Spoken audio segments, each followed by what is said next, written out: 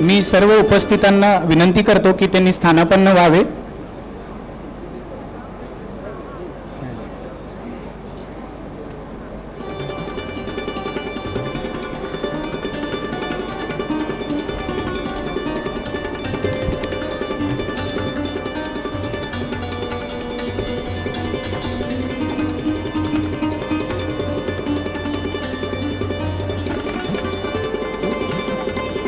A very good and delightful morning to one and all. The founder of Western philosophy and a Greek philosopher Socrates once said, and I quote, "The secret of change is to focus all of your energy not on fighting the old but on building the new." With these words of wisdom, we, Shalaka Zambre, Second Additional Judge, Small Cause Court, Nagpur, and Pratik Kapadia, JMFC Nagpur, feel honored and privileged to welcome you all on this inauguration ceremony of the new building G+9 of District Court at Nagpur.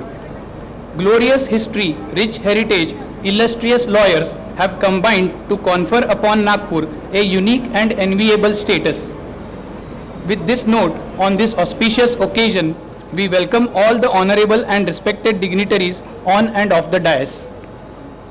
Honorable Shri Justice Bhushan R. Gawai, Judge, Supreme Court of India, Honorable Shri Nitin J. Gadkari, Union Minister, Government of India, Honorable Shri Devendra Ji Fadnavis, Deputy Chief Minister and Minister of Law and Justice, Maharashtra State, Honorable the Acting Chief Justice, Honorable Shri Justice Sanjay V. Gangapurwala, Judge, Bombay High Court, the guest of honor of today's function, Honorable Shri Justice Sunil B. Shukre, Judge, Bombay High Court, Honorable Shri Justice A.S. Chandurkar, Senior Most Guardian Judge of District Nagpur, Honorable Shri Justice Valmiki S.A. Menezes, Guardian Judge of District Nagpur, respected Principal District and Sessions Judge Shri S.B. Agrawal, respected invited dignitaries of the dais, a very good morning and a warm welcome to one and all present here. पुन्हा एकदा सर्व मान्यवरांचे व उपस्थितांचे सहर्ष स्वागत. मध्य प्रांत आणि बेरारची राजधानी राहिलेल्या नागपूर शहरात शहराच्या सौंदर्यात भर पाडणाऱ्या अनेक ऐतिहासिक इमारती आहेत. जुन्या ऐतिहासिक आणि नवीन अत्याधुनिक इमारतींचा एक अनोखा मिलाफ आज नागपूर शहरात पाहायला मिळतो. सध्या जिल्हा न्यायालयाचा कारभार ज्या न्यायमंदिर इमारतीमध्ये चालतो ती इमारत सन 1976 मध्ये 3 एकर जागेवर बांधण्यात आली. काळाच्या गरजेनुसार न्यायमंदिराच्या शेजारी असलेल्या ब्रिटिशकालीन दगडी इमारत आणि न्यायमंदिरातील इमारत अपुरी पडू लागली आणि मग नवीन इमारत बांधण्याचा प्रस्ताव ठेवण्यात आला. साधारण 19,615 चौरस मीटर जागेवर ही नवीन वास्तू बांधण्यात आली आहे. तळमजला अधिक 9 मजले असलेल्या या वास्तूत तळमजल्या व्यतिरिक्त पहिल्या आणि दुसऱ्या मजल्यावर देखील वाहनतळाची व्यवस्था करण्यात आली आहे. उर्वरित मजल्यांवर न्यायदान कक्ष आणि विधिज्ञ कक्ष बांधण्यात आले आहेत. सदर भव्य वास्तूच्या बांधकामाचा एकूण खर्च साधारण 107 कोटी इतका आला. मार्च 2016 मध्ये तत्कालीन प्रमुख जिल्हा न्यायाधीश श्री के सोनवणे यांच्या कार्यकाळात बांधकामास मान्यता प्राप्त झाली आणि डिसेंबर 2016 मध्ये सदर वास्तूचा शिलान्यास करण्यात आला. सदर वास्तूची उभारणी होत असताना अनेकांचे प्रत्यक्ष आणि अप्रत्यक्ष सहकार्य मिळत गेले. प्रमुख अभियंता, कार्यकारी अभियंता, वास्तू विशारद आणि त्यांच्या सहकाऱ्यांनी ह्या वास्तूच्या उभारणीत मोलाचे योगदान दिले आहे. त्याचबरोबर नागपूर जिल्हा विधिज्ञ संघटनेचे पदाधिकारी, शासकीय आणि निमशासकीय स्तरावर कार्यरत असलेल्या सर्व संबंधित व्यक्तींनी या वास्तूचे बांधकाम पूर्णत्वाला नेण्यासाठी वेळोवेळी पाठपुरावा केला. आज वेळेअभावी त्या सर्वांचा नामोल्लेख करणे इथे शक्य नाही. मात्र अशा अनेक व्यक्तींच्या प्रत्यक्ष आणि अप्रत्यक्ष सहकार्यामुळे आणि त्यांनी केलेल्या प्रयत्नांमुळे आज ही प्रेरणा व ऊर्जा देणारी नवीन वास्तू दिमाखात उभी राहिली आहे. योगायोग असा की दिनांक 30 डिसेंबर 2016 रोजी याच न्यायमंदिर स्थळी मुंबई उच्च न्यायालयाचे तत्कालीन माननीय न्यायमूर्ती श्री भूषण रा गवई, महाराष्ट्र राज्याचे तत्कालीन मुख्यमंत्री श्री देवेंद्रजी फडणवीस तसेच केंद्रीय मंत्री श्री नितीनजी गडकरी यांच्या उपस्थितीतच सदर इमारतीचा शिलान्यास झाला होता आणि आज देखील त्यांच्या आणि इतर सन्माननीय मान्यवरांच्या उपस्थितीत या भव्य वास्तूच्या उद्घाटनासाठी आपण सर्व एकत्र आलो आहोत. To welcome and greet the guests is a great privilege and pleasure. Similarly, felicitating them is indeed a moment of great joy. Flowers denote purity, strength and selflessness, and they also demonstrate our love and affection towards others. They are an integral part of living in Indian culture and tradition. Hence, as a token of adoration, we have chosen floral bouquets to welcome and greet our erudite dignitaries. I feel privileged to humbly request Honorable Sri Justice Sanjay V. Gangapurwala to welcome Honorable Sri Justice Bhushan R. Gavai, Judge Supreme Court of India, by offering a bouquet.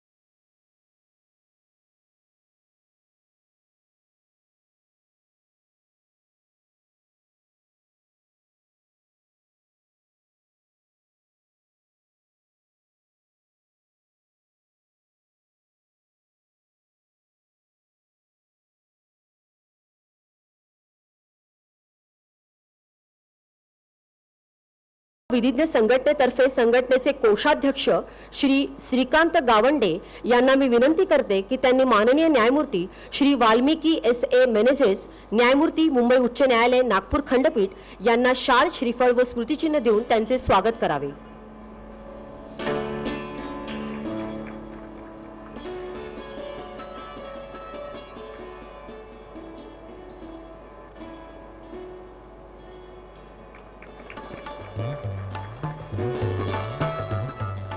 आदरणीय मान्यवरांचे धन्यवाद.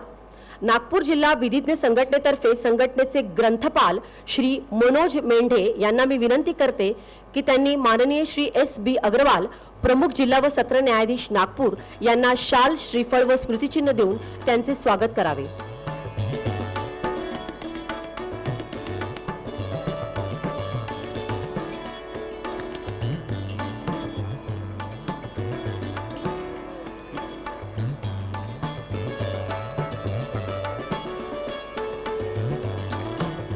आदरणीय मान्यवरांचे धन्यवाद.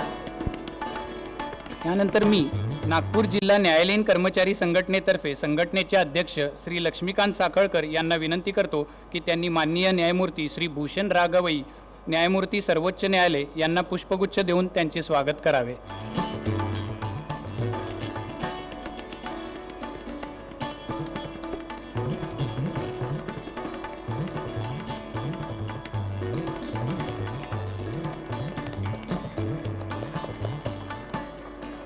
धन्यवाद. नागपूर जिल्हा न्यायालयीन कर्मचारी संघटनेतर्फे संघटनेचे उपाध्यक्ष श्री प्रशांत तेलंगे यांना मी विनंती करतो की त्यांनी माननीय न्यायमूर्ती श्री संजय V. गंगापूरवाला, प्रभारी मुख्य न्यायमूर्ती मुंबई उच्च न्यायालय यांना पुष्पगुच्छ देऊन त्यांचे स्वागत करावे.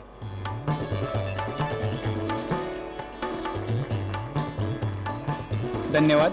नागपूर जिल्हा न्यायालयीन कर्मचारी संघटनेतर्फे संघटनेचे सचिव श्री मनोज नागोसे यांना मी विनंती करतो की त्यांनी माननीय न्यायमूर्ती श्री सुनील B. शुक्रे, न्यायमूर्ती मुंबई उच्च न्यायालय यांना पुष्पगुच्छ देऊन त्यांचे स्वागत करावे. धन्यवाद. नागपूर जिल्हा न्यायालयीन लघुलेखक संघटनेतर्फे संघटनेचे अध्यक्ष श्री विजय गणोरकर यांना मी विनंती करतो की त्यांनी माननीय न्यायमूर्ती श्री भूषण रागवई, न्यायमूर्ती सर्वोच्च न्यायालय यांना पुष्पगुच्छ देऊन त्यांचे स्वागत करावे.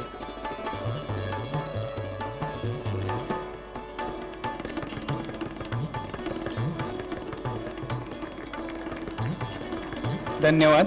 नागपूर जिल्हा न्यायालयीन लघुलेखक संघटनेतर्फे संघटनेच्या उपाध्यक्षा श्रीमती दीपाली विघ्ने यांना मी विनंती करतो की त्यांनी माननीय न्यायमूर्ती श्री संजय V. गंगापूरवाला, प्रभारी मुख्य न्यायमूर्ती मुंबई उच्च न्यायालय यांना पुष्पगुच्छ देऊन त्यांचे स्वागत करावे.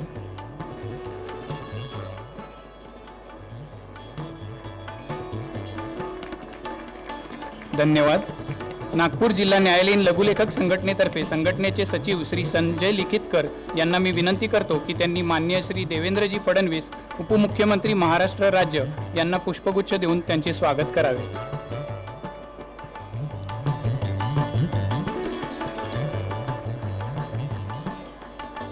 धन्यवाद. नागपूर जिल्हा न्यायालयीन बेलीफ संघटनेतर्फे संघटनेचे अध्यक्ष श्री दिलीप ठाकूर यांना मी विनंती करतो की त्यांनी माननीय न्यायमूर्ती श्री भूषण रागवई यांना पुष्पगुच्छ देऊन त्यांचे स्वागत करावे.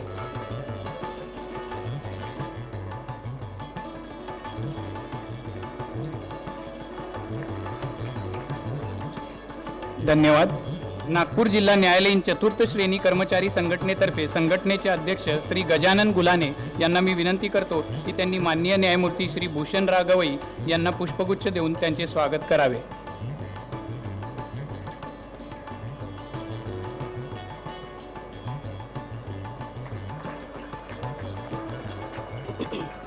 धन्यवाद. न्याय व्यवस्था हा आपल्या सामाजिक जीवनाचा एक अविभाज्य घटक आहे. उत्तम सामाजिक आरोग्य राखण्यासाठी आपण सर्वच प्रशासनाच्या साथीने सातत्याने प्रयत्न करत असतो. बदलत्या काळानुसार समाजाच्या आणि सामाजिक जीवनात अनेक आवश्यक बाबींच्या गरजा वाढत असतात. ही गोष्ट न्यायदानाच्या प्रक्रियेत देखील जाणवते. ह्या बाबींचा सर्वांगीण विचार करून आपण ह्या व्यवस्थेत काळानुरूप बदल घडवून आणतो आणि म्हणूनच सर्वांगीण विकासाच्या या प्रक्रियेत किंवा आधारभूत संरचनेमध्ये विस्तार करणे ही बदलत्या काळाची गरज ठरते. त्यानुसार आजच्या या कार्यक्रमात आपल्या महत्त्वपूर्ण कार्याद्वारे योगदान देणाऱ्या व्यक्तींचा सत्कार करणे यथायोग्य होईल। मी माननीय न्यायमूर्ती श्री भूषणराव गवई यांना विनंती करते की त्यांनी श्री संजय दशपुते, सचिव बांधकामे, सार्वजनिक बांधकाम विभाग मुंबई यांचा स्मृतिचिन्ह देऊन या प्रसंगी सत्कार करावा।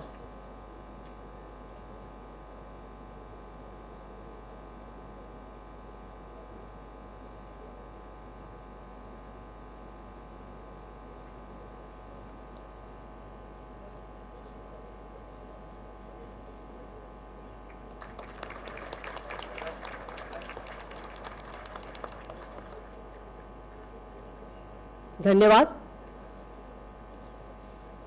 मी माननीय न्यायमूर्ती श्री भूषणराव गवई यांना विनंती करते की त्यांनी श्री दिनेश नंदनवार, मुख्य अभियंता सार्वजनिक बांधकाम, प्रादेशिक विभाग नागपूर यांचे स्मृतिचिन्ह देऊन त्यांचा सत्कार करावा।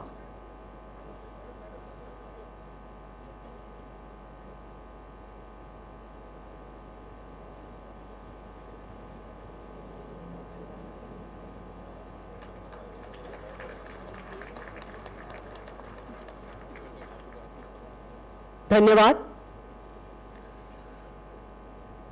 मी माननीय न्यायमूर्ती श्री भूषणराव गवई यांना विनंती करते की त्यांनी श्री जनार्दन भानुसे, अधीक्षक अभियंता सार्वजनिक बांधकाम मंडळ नागपूर यांचा स्मृतिचिन्ह देऊन सत्कार करावा।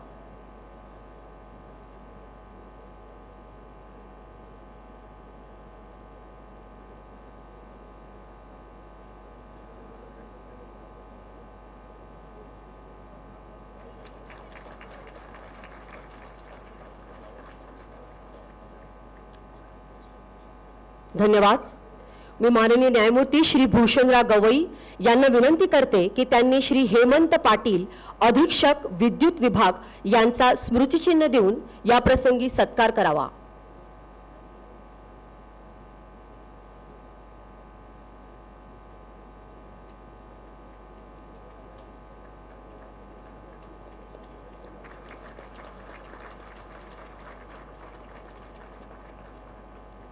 धन्यवाद। मी माननीय न्यायमूर्ती श्री भूषणराव गवई यांना विनंती करते की त्यांनी श्री अभिजित कुचेवार, कार्यकारी अभियंता सार्वजनिक बांधकाम विभाग क्रमांक 1 नागपूर यांचा स्मृतिचिन्ह देऊन या प्रसंगी सत्कार करावा।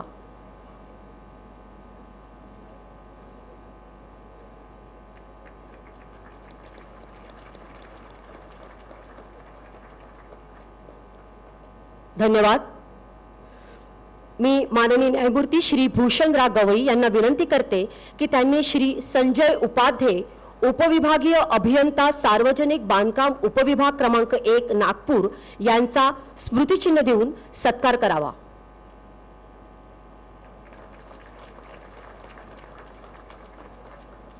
धन्यवाद।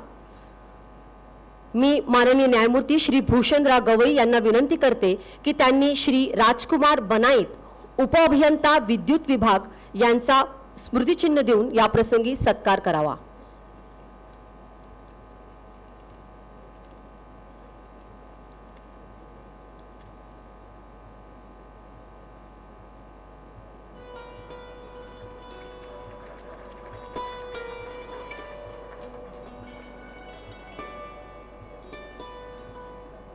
धन्यवाद। मी पुन्हा न्यायमूर्ती श्री भूषणराव गवई यांना विनंती करते की त्यांनी श्री राजेंद्र बारई, शाखा अभियंता न्यायमंदिर शाखा नागपूर यांचा स्मृतिचिन्ह देऊन या प्रसंगी सत्कार करावा।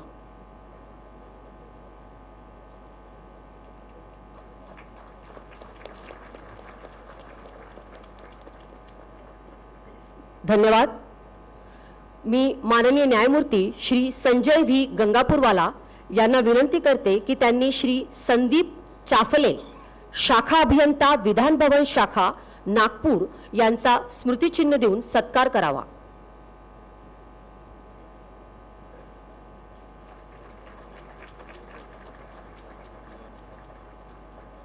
धन्यवाद। मी माननीय न्यायमूर्ती श्री संजय व्ही गंगापूरवाला यांना विनंती करते की त्यांनी श्री दिनेश मने, शाखा अभियंता विद्युत विभाग यांचा स्मृतिचिन्ह देऊन सत्कार करावा।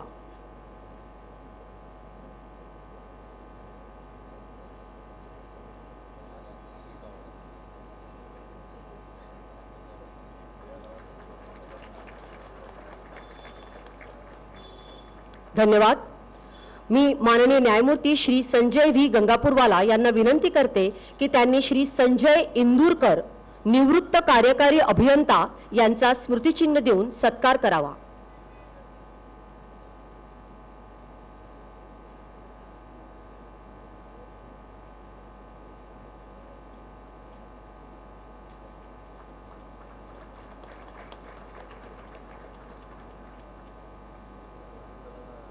धन्यवाद. मी माननीय न्यायमूर्ती श्री संजय व्ही गंगापूरवाला यांना विनंती करते की त्यांनी श्री मुकेश कुमार मुंद्रा कंत्राटदार नागपूर यांचा स्मृतिचिन्ह देऊन सत्कार करावा.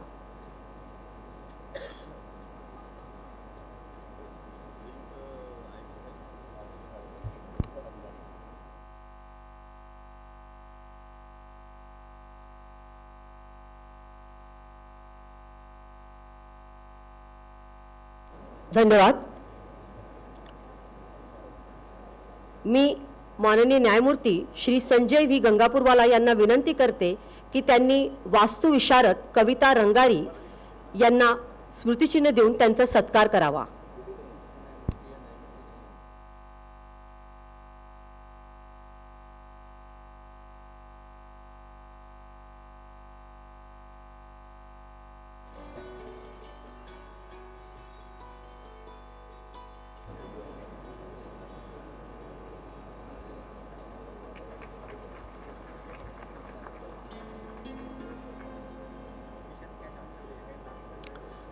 धन्यवाद. मी माननीय न्यायमूर्ती श्री संजय व्ही गंगापूरवाला यांना विनंती करते की त्यांनी या नवीन वास्तूचे प्रकल्प व्यवस्थापक श्री जावेद असलम यांचा स्मृतिचिन्ह देऊन सत्कार करावा.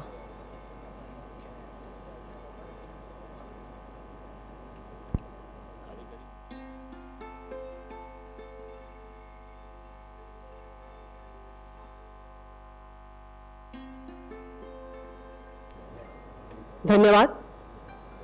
मी माननीय प्रभारी न्यायमूर्ती श्री संजय व्ही गंगापूरवाला यांना विनंती करते की त्यांनी विधिज्ञ श्री श्रीरंग भांडारकर यांचा स्मृतिचिन्ह देऊन सत्कार करावा.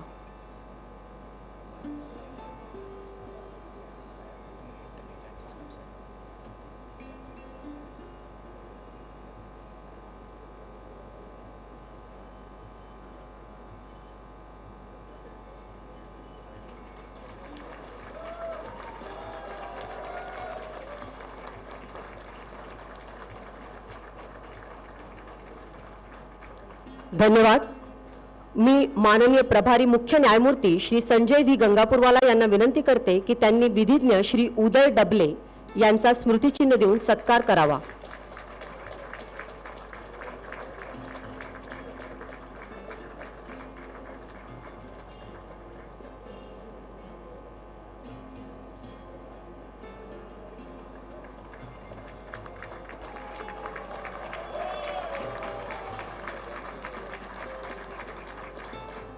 धन्यवाद. मी माननीय प्रभारी मुख्य न्यायमूर्ती श्री संजय व्ही गंगापूरवाला यांना विनंती करते की त्यांनी विधिज्ञ श्री कमल सतुजा यांचा स्मृतिचिन्ह देऊन सत्कार करावा.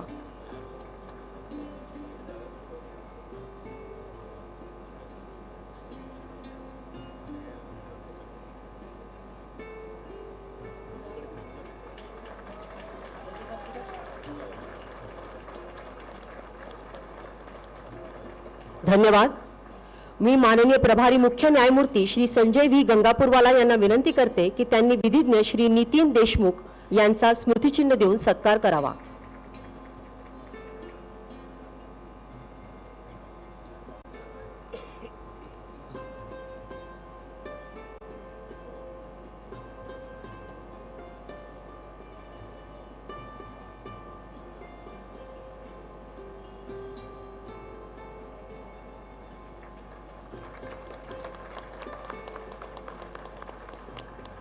धन्यवाद. I request all the honorable dignitaries to be seated.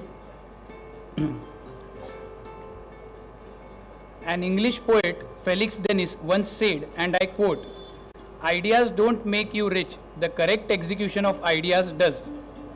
I quoted this here as this saying perfectly applies to this occasion in the sense that the idea of expanding the existing infrastructure is implemented in its true sense with the completion of this impressive new court building. To get a better overview of this newly fulfilled establishment, may I humbly invite our Principal District and Sessions Judge, respected Sri S. B. Agarwal, to deliver the welcome address.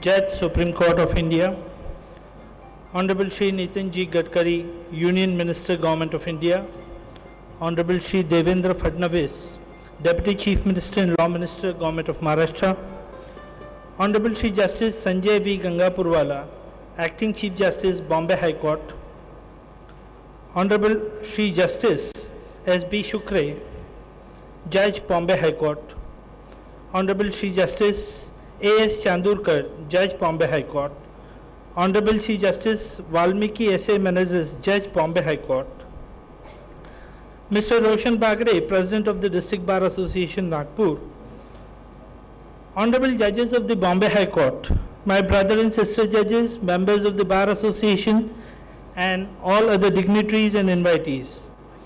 A very good morning to all of you, and I humbly welcome all the dignitaries and invitees on the dais and off the dais.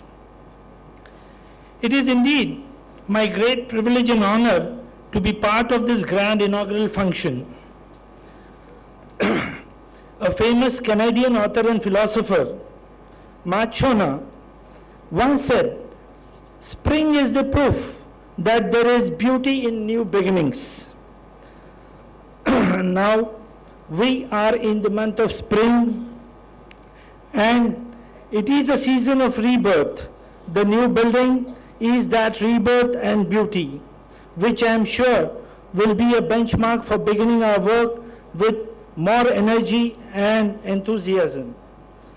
Today, we are witnessing the glorious opening of the new building of the District Court Nagpur, providing new facilities and much improved infrastructure and learning environment for the legal fraternity.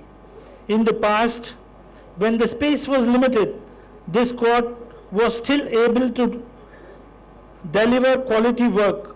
However, with the advancement of technology and increased judicial work, the existing structure looked insufficient. A new court building was most needed to reduce the huge pendency of cases in Nagpur. Therefore, in order to mitigate the hardship and to fulfill the need, it was decided to have a new building in the premises of the existing District Court Nagpur. This new building is a multi-storied structure having ground plus 9 floors. There are 11 lifts with maximum capacity of 20 persons each, 26 court halls with air conditioning facility and a spacious conference hall. Considering the growing parking problem, it was ensured that there would be proper elevation and good architecture in the new building, and therefore the ground, first and second floor are reserved for parking. The construction of the new building started in January 2017. I must share that the entire furniture in the new building is procured from the inmates of the jails in Maharashtra. Now we are moving towards e-filing, internet facility and optimum speed of good quality hardware exists in the new building, which will ultimately help all of us to cope with the advent of technology. At the end, let us acknowledge the hard work of all whose professionalism have made this magnificent building the way as we see it today. I expect and hope that with the newly established building and better facilities, together with healthy atmosphere, we will strive hard to speed up the process of dispensing justice. Once again, I welcome all the honorable and respected dignitaries to the wonderful inaugural function and congratulate all the stakeholders for their genuine and speedy efforts that we are able to see this masterpiece in which we will be functioning within a very short period. Thank you so much. Thank you, respected sir, for such a wonderful welcome address. We are fortunate to have amongst us our guardian judge, Honorable Shri Justice A.S. Chandurkar, Judge, Bombay High Court, Nagpur Bench, Nagpur. As we have gathered today for inauguration of the new building, I must share that His Lordship has authored two books, namely the Maharashtra Municipal Council Nagar Panchayats and Industrial Townships Act 1965 and the Maharashtra Rent Control Act 1999. On this note, I humbly invite Honorable Shri Justice A.S. Chandurkar to guide us on this occasion.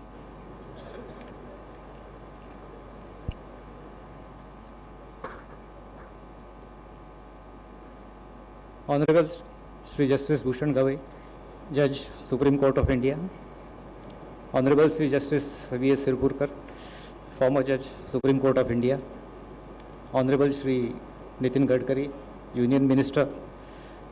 Honorable Shri Devendra Fadnavis, the Deputy Chief Minister and the Minister of Law and Justice. Honorable Shri Justice Sanjay Gangapurwala, our Acting Chief Justice. My esteemed colleagues, Shri Justice Sunil Shukre and Shri Justice Valmiki Menezes, as well as all my brother and sister colleagues who are present today. Shri Agarwal, the learned Principal District and Sessions Judge, Nagpur.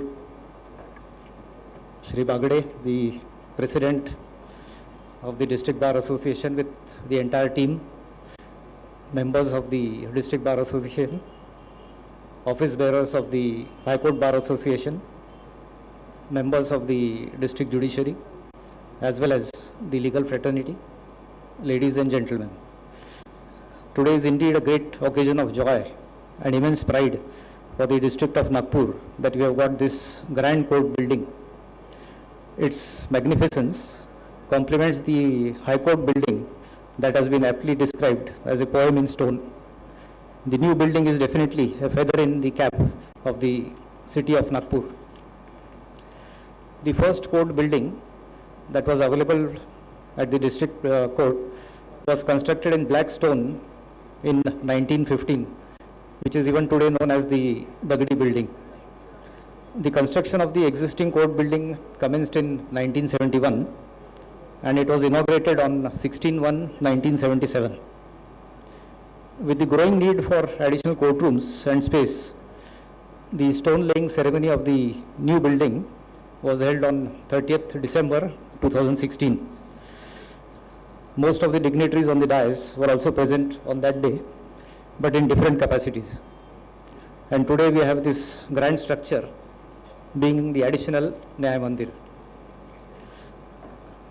We must remember that when a new court building is constructed, it is not meant to provide facilities only for judges and lawyers, but it is a public institution that is meant principally to serve the members of the general public.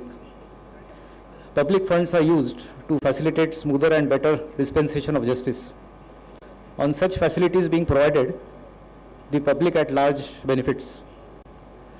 The right to access to justice, which has been recognized as a constitutional right, includes provision of basic facilities to litigants to enable them to seek justice in the most convenient manner. I am sure that the new district court building would provide smoother access to justice, thus being a step forward in achieving the constitutional goal.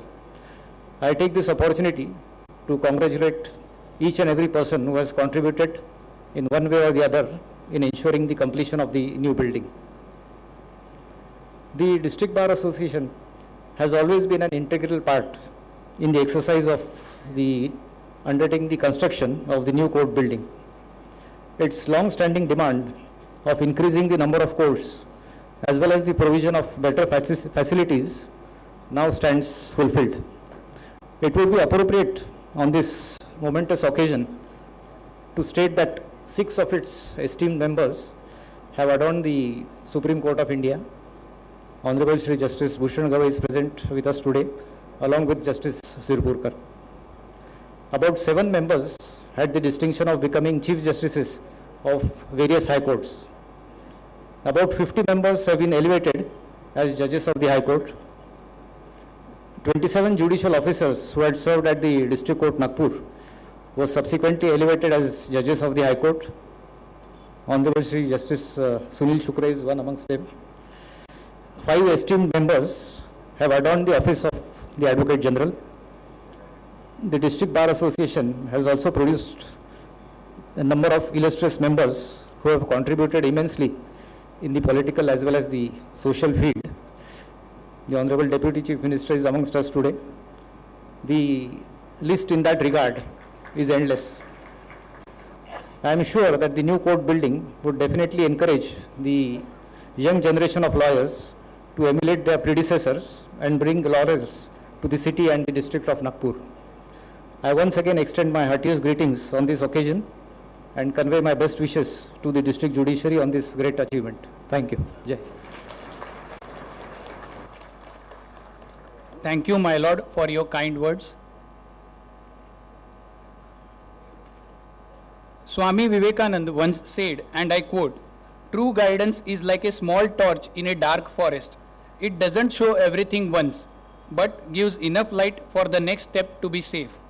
With these words of wisdom, may I now humbly invite Honorable Shri Justice Sunil B. Shukre, Judge, Bombay High Court, to share his thoughts on this occasion.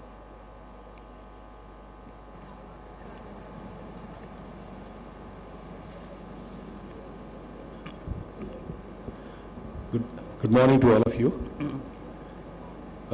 Honorable Shri Justice Bhushan Gawai, Judge, Supreme Court. Honorable Shri Justice Sirpurkar, former Judge, Supreme Court. Honorable Shri Nitinji Gadkari, Union Minister, Road Transport and Highways. Honorable Shri Devendraji Fadnavis, Deputy Chief Minister, State of Maharashtra. Honorable Shri Justice Sanjay Gangapurwala, Acting Chief Justice, Bombay High Court. Honorable Shri Atul Chandurkar, Administrative Judge and Senior Guardian Judge for Nagpur District. Honorable Shri Valmiki Menezes, Guardian Judge for Nagpur District. Brother and sister judges of Bombay High Court who are present here. Mr. S.B. Agrawal, Principal District Judge and members of the Judiciary, Shri Sadrani, Registrar and members of the Registry.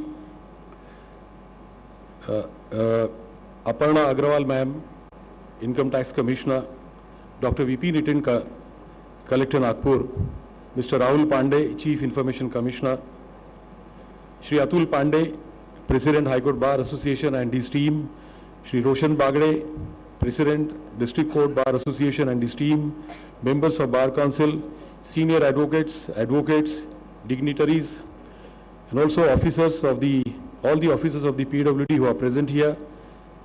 Ladies and gentlemen, I consider myself to be privileged to be here with all you, with you all in this inaugural function of the District Court Annex Building. I am greatly thankful to District Court Bar Association and the District Judiciary for having invited me here and having given me this opportunity of being witness to the grand spectacle of District Court Nagpur, expanding its infrastructural as well as judicial horizons. And this is all happening in the auspicious presence of Honorable Shri Justice Bhushan Gawai, Judge, Supreme Court, who, true to his impressive personality, is a towering figure in the judicial field of India and whose judgments are a fine balance between the idealism, realism, and pragmatism, and from whom I have learned art of writing not too long, not too verbose, and not too less judgments. This is also happening in the auspicious presence of Honorable Shri Justice Nitinji Gadkari, Union Minister, under whose leadership every nook and cranny of India today is well connected with all major cities of India. And also in the auspicious presence of Honorable Shri Devendraji Fadnavis, Deputy CM, Honorable Shri Sanjayji Gangapurwala, Acting Chief Justice, Honorable Shri Atul Chandurkar, Honorable Shri Justice Valmiki Menezes, Judges of the Bombay High Court, which I consider what is called a Dugdha Sharkara Yog, a coincidence of milk and honey coming together. Our ancient texts consider Dugdha Sharkara Yog to be very auspicious and say that any beginning made at such auspicious time results in bringing about all-round happiness, satisfaction, and fulfillment. I have no doubt in my mind that with the dedication of this annex building to the people, a new phase of justicing is going to begin, and there is going to be a paradigm shift in dispensation of justice. There is one more pleasant coincidence today, the coincidence of having with us same dignitaries here who were also the dignitaries of on the day when Bhumi Pujan or the stone laying ceremony was performed. This is a rare yog and it has only enhanced the spirit of Dugdha Sharkara Yog. Of course, this building has not come up without its own trials and tribulations. There were many difficulties faced and experienced in shifting existing courts, and then there were also the difficulties experienced on account of onset of COVID pandemic. Ultimately, this building has been completed, and it is there for all of us to see. It's a grand building, and I congratulate and give my greetings to all of you, including us. This building, I would say, is a fine example of cooperation between the governments, the state judiciary headed by High Court of Bombay, office bearers of bar associations, members of bar council, and those who were performing in the field. We cannot forget the fact that it is only the cooperation between men that has led to progress of humanity. Bertrand Russell, the British philosopher, has stated, and I quote, "The only thing that will redeem mankind is cooperation," unquote.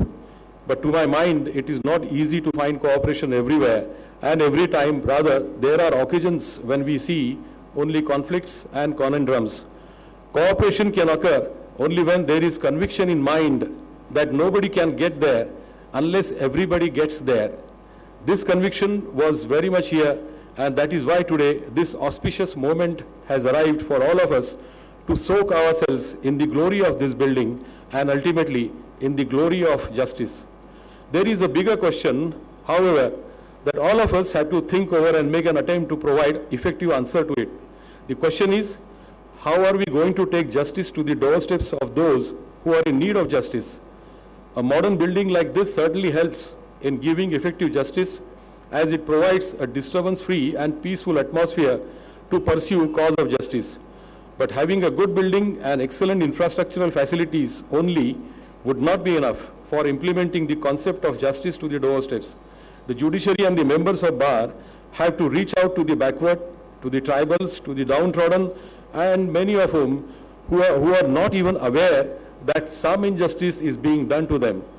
There is lack of awareness about various governmental schemes, about the rights available to the lowest of the low under various laws, about the duties which are required to be performed by the official machinery towards them, and the remedies available under the law for removal of injustice being done to them. I think that the judges, members of the legal fraternity, and representatives of the state government and even the central government must come together and meet on regular basis and discuss issues and problems arising out of lack of awareness and ignorance amongst the backwards and the downtrodden, and find out solutions for addressing these issues and the problems. There are also other issues, as for example, explosion of docket, lesser number of judges, inadequate technical support, such as non-availability of strong internet services in some areas, because of which effective use of modern technology for speedy trial of cases cannot be made, rising number of jail inmates and lack of space in the prisons to accommodate the prisoners, and the way, this is very important, and the way we conduct the cases before the court today, which is leading to consumption of longer judicial time for per case disposal and so on. The time has come for us to pay our urgent attention to all these issues. We must introspect as to why there is a docket explosion, why there are so many cases being filed, and we must ask ourselves, does the rising number of cases point towards something disturbing, like people are not getting what they should normally get without having them to knock at the doors of the court, or does it indicate that people have become more aware about their rights and more careless about their duties, or whether people have become more litigious? At this juncture, I recall the words of Khushwant Singh, the Indian journalist, columnist, and author of many books. He had said in one of his columns published in Times of India long ago that when in a society doctors flourish, the society is physically sick. But when lawyers flourish, the society is mentally sick. I, however, completely disagree with him. To me, his analysis of health of society on the basis of number of doctors and lawyers is flawed and misconceived. Far from what he said, the truth is the higher number of doctors and lawyers is a sure indicator of robust health, physical and mental, of society, as it is only they who prevent the health of society from deteriorating further, and it is only they who can and who in fact do restore the society back to resplendence while keeping at bay all feelings of negativity. As a direct corollary to it, I feel that when there is a rise in filing of court cases, it is also a clear pointer towards rising faith in the courts of the country. But increase in trust and confidence in courts of India must not reach a stage where the whole system would collapse under its own pressure, where the court will feel drowned in the confidence reposed in them by people. The level of people's confidence in courts of this country should be so maintained as to enable the courts to function properly, effectively and speedily. It is therefore very necessary for all of us to sit together and find some alternate solutions for lessening burden on courts, resolving the grievances of people at multiple levels simultaneously. This would require a lot of discipline, not only amongst members of the judiciary and members of the bar, but also within the bureaucracy, corporate world, and within the society itself. Wherever there is a discipline, there is effective discharge of duties, and wherever there is effective discharge of duty, there is no injustice and no grievance whatsoever. It is therefore necessary for us to be more disciplined, more focused on the cause of justice rather than individual wins and defeats in courtrooms, more particular in making our pleadings, examinations in chief, cross-examinations, arguments precise and short, in making our judgments precise and effective, and to increasingly adopt alternate methods of redressal of grievances such as mediation, conciliation, lok adalas and so on, wherever possible, and above all, avoid frivolous litigation. Let us make a new start to reach these goals from this beautiful new building and make use of this grand structure for taking the cause of justice to the doorsteps of the people and making this society meaningful and happy for everybody and in every respect. Thank you so much.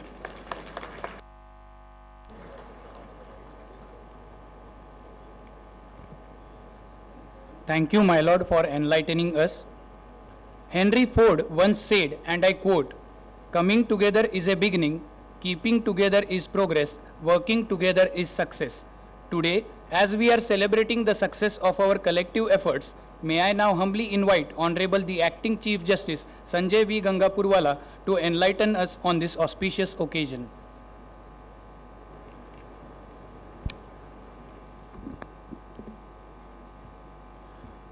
Honorable Shri Justice Bhushan Gavai, Judge Supreme Court of India, Honorable Shri Nitin Gadkari, Minister of Road Transport and Highways, Government of India, Honorable Shri Devendra Fadnavis, Deputy Chief Minister and Minister of Law and Justice, State of Maharashtra, Brother Justice Sunil Shukre, Brother Justice Atul Chandurkar, Brother Justice Menzies, my sister and brother judges, Honorable Shri Shirpurkar, the former judge of the Supreme Court, Mr. Agrawal, the District and Session Judge, Nagpur, Mr. Bagre, the President, District Bar Association, Nagpur,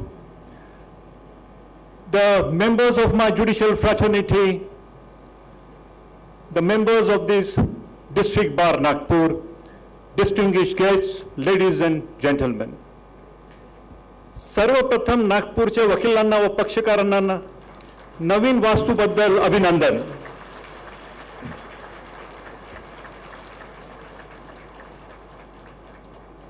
On behalf of the Maharashtra State Judiciary, as a Karta of it, I extend a warm welcome to all of you at the ceremonial opening of the new District and Sessions Court building. It's an honor for all of us that the inauguration of the building is at the auspicious hand of Honorable Shri Justice Bhushan Gavai, the son of the soil.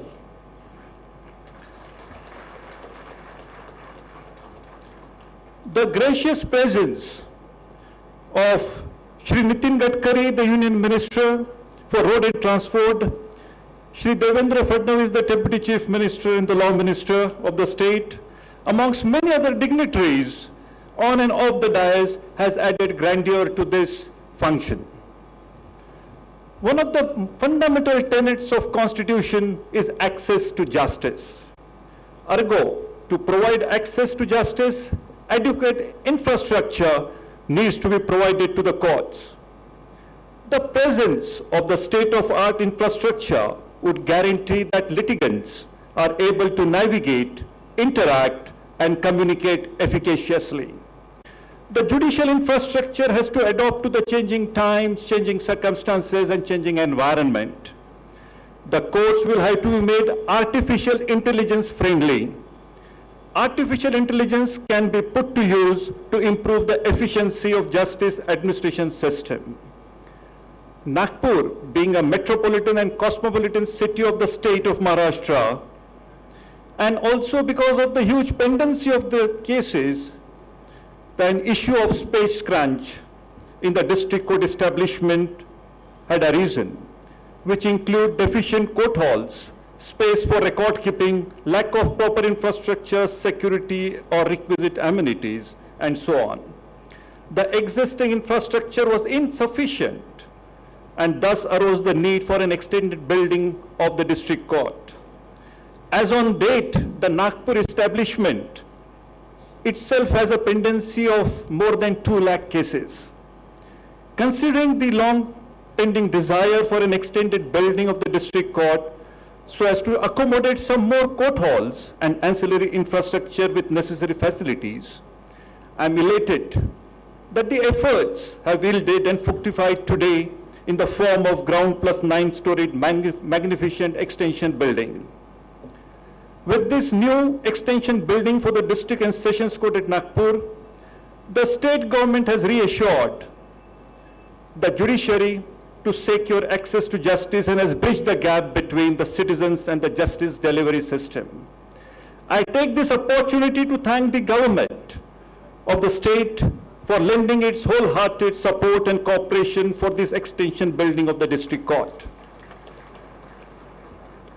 This new building is the result of earnest, consistent, and dedicated efforts of all the stakeholders, the members of the bar, the registry, including the district and sessions court at Nagpur, and the government, for which I congratulate each one of them and look forward to their continued commitment and dedicated efforts in future as well for its upkeep and maintenance.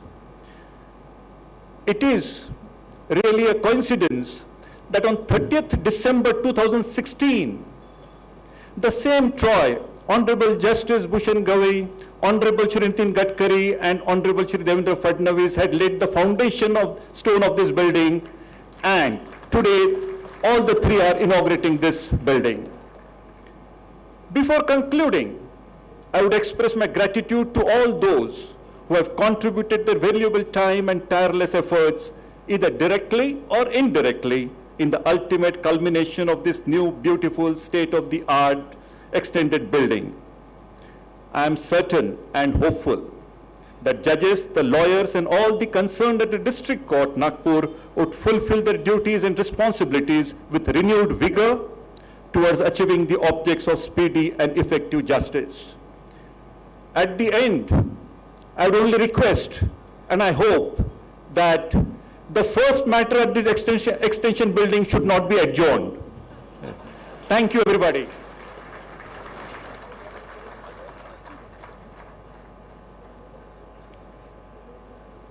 Thank you, my lord, for encouraging and motivating all of us. यशाचा आनंद साजरा करण्यासाठी माणसाला अडचणींची गरज असते. आज अडचणींवर मात करून आपण या नवीन वास्तूच्या स्वरूपात यशाचा आनंद साजरा करत आहोत. या अडचणींवर मात करण्यासाठी वेळोवेळी ज्यांचे मार्गदर्शन लाभले ते कुशल नेतृत्व म्हणजे नागपूरचे सुपुत्र सन्माननीय श्री देवेंद्रजी फडणवीस. मी सन्माननीय श्री देवेंद्रजी फडणवीस उपमुख्यमंत्री महाराष्ट्र राज्य यांना विनंती करते की त्यांनी या प्रसंगी आपले मनोगत व्यक्त करावे. सर्वोच्च न्यायालयाचे न्यायाधीश माननीय श्री भूषण गवई साहेब, आमचे मार्गदर्शक केंद्रीय मंत्री माननीय नितीनजी गडकरी, बॉम्बे हायकोर्टचे प्रभारी चीफ जस्टिस माननीय श्री संजय गंगापूरवाला, सन्माननीय न्यायमूर्ति श्री सुनील शुक्रे जी, सन्माननीय न्यायमूर्ति श्री अतुल चांदूरकर जी, सन्माननीय न्यायमूर्ति श्री वाल्मीकि मेनेजिस जी, आपले पीडीजे श्री श्रीनिवास अग्रवाल जी, आपल्या डीबीएचे अध्यक्ष रोशन बागडे जी, या ठिकाणी उपस्थित बॉम्बे हायकोर्टचे सन्मान्य न्यायमूर्ती, त्याचप्रमाणे विशेष रूपाने उपस्थित आदरणीय श्री शिरपूरकर साहेब, उपस्थित सर्व अधिकारी, सर्व डिस्ट्रिक्ट बार असोसिएशनचे आजी माजी पदाधिकारी आणि उपस्थित सर्व वकील भगिनी आणि बंधूंनो, आज खरोखर अतिशय आनंदाची गोष्ट आहे की आपल्या या ठिकाणी न्यायालयामध्ये नवीन इमारतीच्या उद्घाटन सोहळ्याला आपण सगळे लोक उपस्थित आहोत. खरं म्हणजे असं फार कमी होतं की जे लोक भूमिपूजन करतात तेच उद्घाटनाला उपस्थित असतात. परंतु मला असं वाटतं की या इमारतीची इच्छाच अशी होती की जे भूमिपूजन करतील त्यांनीच उद्घाटनाला यावं, म्हणून कदाचित मध्ये 2-2.5 वर्षाचा काळ असा गेला की ज्यामध्ये उद्घाटनाची स्थिती येऊ शकली नाही. पण मला अतिशय आनंद आहे की आज या उद्घाटन सोहळ्यामध्ये मी उपस्थित आहे. खरं तर अनेक लोकांनी ही इमारत तयार व्हावी याकरता मेहनत घेतली आहे, मोठं कॉन्ट्रीब्युशन दिलं आहे. पण मी असं म्हणेन की खऱ्या अर्थानं ही इमारत इथे तयार झाली याचं एक मोठं श्रेय जर कोणाला जात असेल तर ते माननीय गवई साहेबांना जातं. मला आठवतं की मी मुख्यमंत्री असताना गवई साहेबांचा मला फोन आला आणि त्यांनी सांगितलं की अशी अशी इमारत आपल्याला बांधायची आहे. आणि त्यानंतर मला आठवतं आमचे नितीन तेलगोटे आहेत, उदय आहे, डबले, त्यानंतर प्रकाश आहे, असे बरेच लोक, आपले डीबीएचे सगळे लोक, असे एक मोठी टीम त्यांनी माझ्याकडे पाठवली. आणि त्यानंतर आम्ही ठरवलं की ही इमारत बांधायची आहे. आणि स्वतः गवई साहेबांनी त्या ठिकाणी त्याचं डिझाईन कसं असलं पाहिजे, त्याच्यामध्ये काय काय असलं पाहिजे याच्याकडे लक्ष दिलं. आणि एवढंच नाही तर वकिलांची देखील एक कमिटी तयार केली की ज्या कमिटीने त्याच्यामध्ये त्यांच्या काय अपेक्षा आहेत या अपेक्षा सांगितल्या पाहिजेत. म्हणजे आपण अनेक वेळा स्टेक होल्डर्स कन्सल्टेशन म्हणतो, तसं सगळ्या प्रकारचं स्टेक होल्डर्स कन्सल्टेशन ही इमारत बनवताना त्या ठिकाणी गवई साहेबांच्या नेतृत्वात झालेलं आपण बघितलं. आणि अतिशय चांगली इमारत या ठिकाणी तयार झाली आहे. फक्त मला आता त्या इमारतीच्या लिफ्टमध्ये बसून एकदा वर जाऊन बघायचं आहे, कारण जुन्या इमारतीच्या लिफ्ट आपल्याला सगळ्यांना माहिती आहेत की ज्या लिफ्टबद्दल नेहमी आपण गमतीने असं सांगतो की या लिफ्टमध्ये सगळे लोक गेल्यानंतर लिफ्टमन सांगतो 2 लोक उडी मारा, आणि मग त्यांनी उडी मारली की ती लिफ्ट वर जाते. अशा प्रकारचा, म्हणजे आता मला माहीत नाही, आता कदाचित लिफ्ट बदलली असेल तर मला त्याची कल्पना नाही, पण म्हणून मला आता तरी लिफ्ट चांगल्या लागल्या असतील, कारण आपण सगळ्या आपल्या बांधकाम करणाऱ्या सगळ्या लोकांचा, PWDचा, इलेक्ट्रिकल डिपार्टमेंट सगळ्यांचा सत्कार केला. आणि मला अपेक्षाच आहे की चांगलंच काम हे निश्चितपणे या ठिकाणी झालं असेल. आणि खरं तर आपल्या डीबीएच्या सगळ्या लोकांचा, आपण पूर्व अध्यक्षांचा सत्कार केला आहे. सगळ्यांनी अतिशय ही बिल्डिंग व्हावी याकरता सातत्याने मेहनत केली, पाठपुरावा केला. आणि मला असं वाटतं की त्यामुळेच एक चांगली इमारत या ठिकाणी तयार झाली आहे. खरं तर माननीय न्यायमूर्तींनी अतिशय चांगलं मार्गदर्शन या ठिकाणी केलं आणि अतिशय योग्य प्रकारे सांगितलं की ही बिल्डिंग केवळ जजेस करता किंवा त्यांना काही सोय मिळावी किंवा केवळ वकिलांना सोय मिळावी याकरता नाही आहे, तर या माध्यमातून सामान्य माणसाला न्याय कसा मिळू शकेल या संदर्भातला प्रयत्न या इमारतीच्या माध्यमातून होणार आहे. आणि माननीय न्यायमूर्ती गंगापूरवाला साहेबांनी अतिशय चांगलं शेवटचा जो सल्ला दिला तो मला असं वाटतं बेस्ट सल्ला होता की किमान पहिली केस तरी ॲडजन होऊ देऊ नका. पण सर, हा सल्ला आपल्याला जजेसला तर द्यावा लागेल, पण वकिलांना जास्त द्यावा लागेल की ॲडजमेंट होऊ देऊ नका. आणि मला विश्वास आहे, पण शेवटी हे सगळे इन्फ्रास्ट्रक्चर आपण तयार करतो कारण आपल्याला इन्फ्रास्ट्रक्चरमुळे एफिशियन्सी वाढते. खरं म्हणजे कोविडच्या पूर्वी आपण अनेक वेळा हा प्रयत्न करायचो की मोठ्या प्रमाणात डिजिटायझेशन झालं पाहिजे, मोठ्या प्रमाणात डिजिटल इन्फ्रास्ट्रक्चरचा वापर झाला पाहिजे. तो व्हायचा पण कमी प्रमाणात व्हायचा. पण ज्यावेळी अशी एक पॅन्डेमिकची स्थिती आली त्यावेळी आपण म्हणतो की रायझिंग टू द ऑकेजन, तशा प्रकारे our judiciary rose to the occasion. आणि इतक्या मोठ्या प्रमाणात आपण सगळ्या डिजिटल इन्फ्रास्ट्रक्चरचा वापर सुरू केला आणि वकिलांनी देखील त्याला मोठ्या प्रमाणात रिस्पॉन्स दिला. आणि मग सुप्रीम कोर्ट असेल, हायकोर्ट असेल, काही प्रमाणात बाकी सगळ्या ज्युडिशियल इन्स्टिट्यूशन्समध्ये असेल, इतक्या मोठ्या प्रमाणात आपण त्या ठिकाणी ऑनलाईन हिअरिंग्स कंडक्ट केले. कुठेतरी अशा प्रकारच्या पॅन्डेमिकमध्ये पॅन्डेमिक आहे म्हणून सामान्य माणसाला न्याय मिळू नये, अशी स्थिती येऊ नये, याकरता त्यावेळी आपण जे काही केलं त्याचा फायदा असा झाला की आपण, मला असं वाटतं की डिजिटल इन्फ्रास्ट्रक्चरचा जो उपयोग कदाचित 5-10 वर्षात करत नव्हतो त्याच्या 4 पट जास्त उपयोग आता सुरू झाला. आणि now we have reach the next level, अशा प्रकारची स्थिती आली.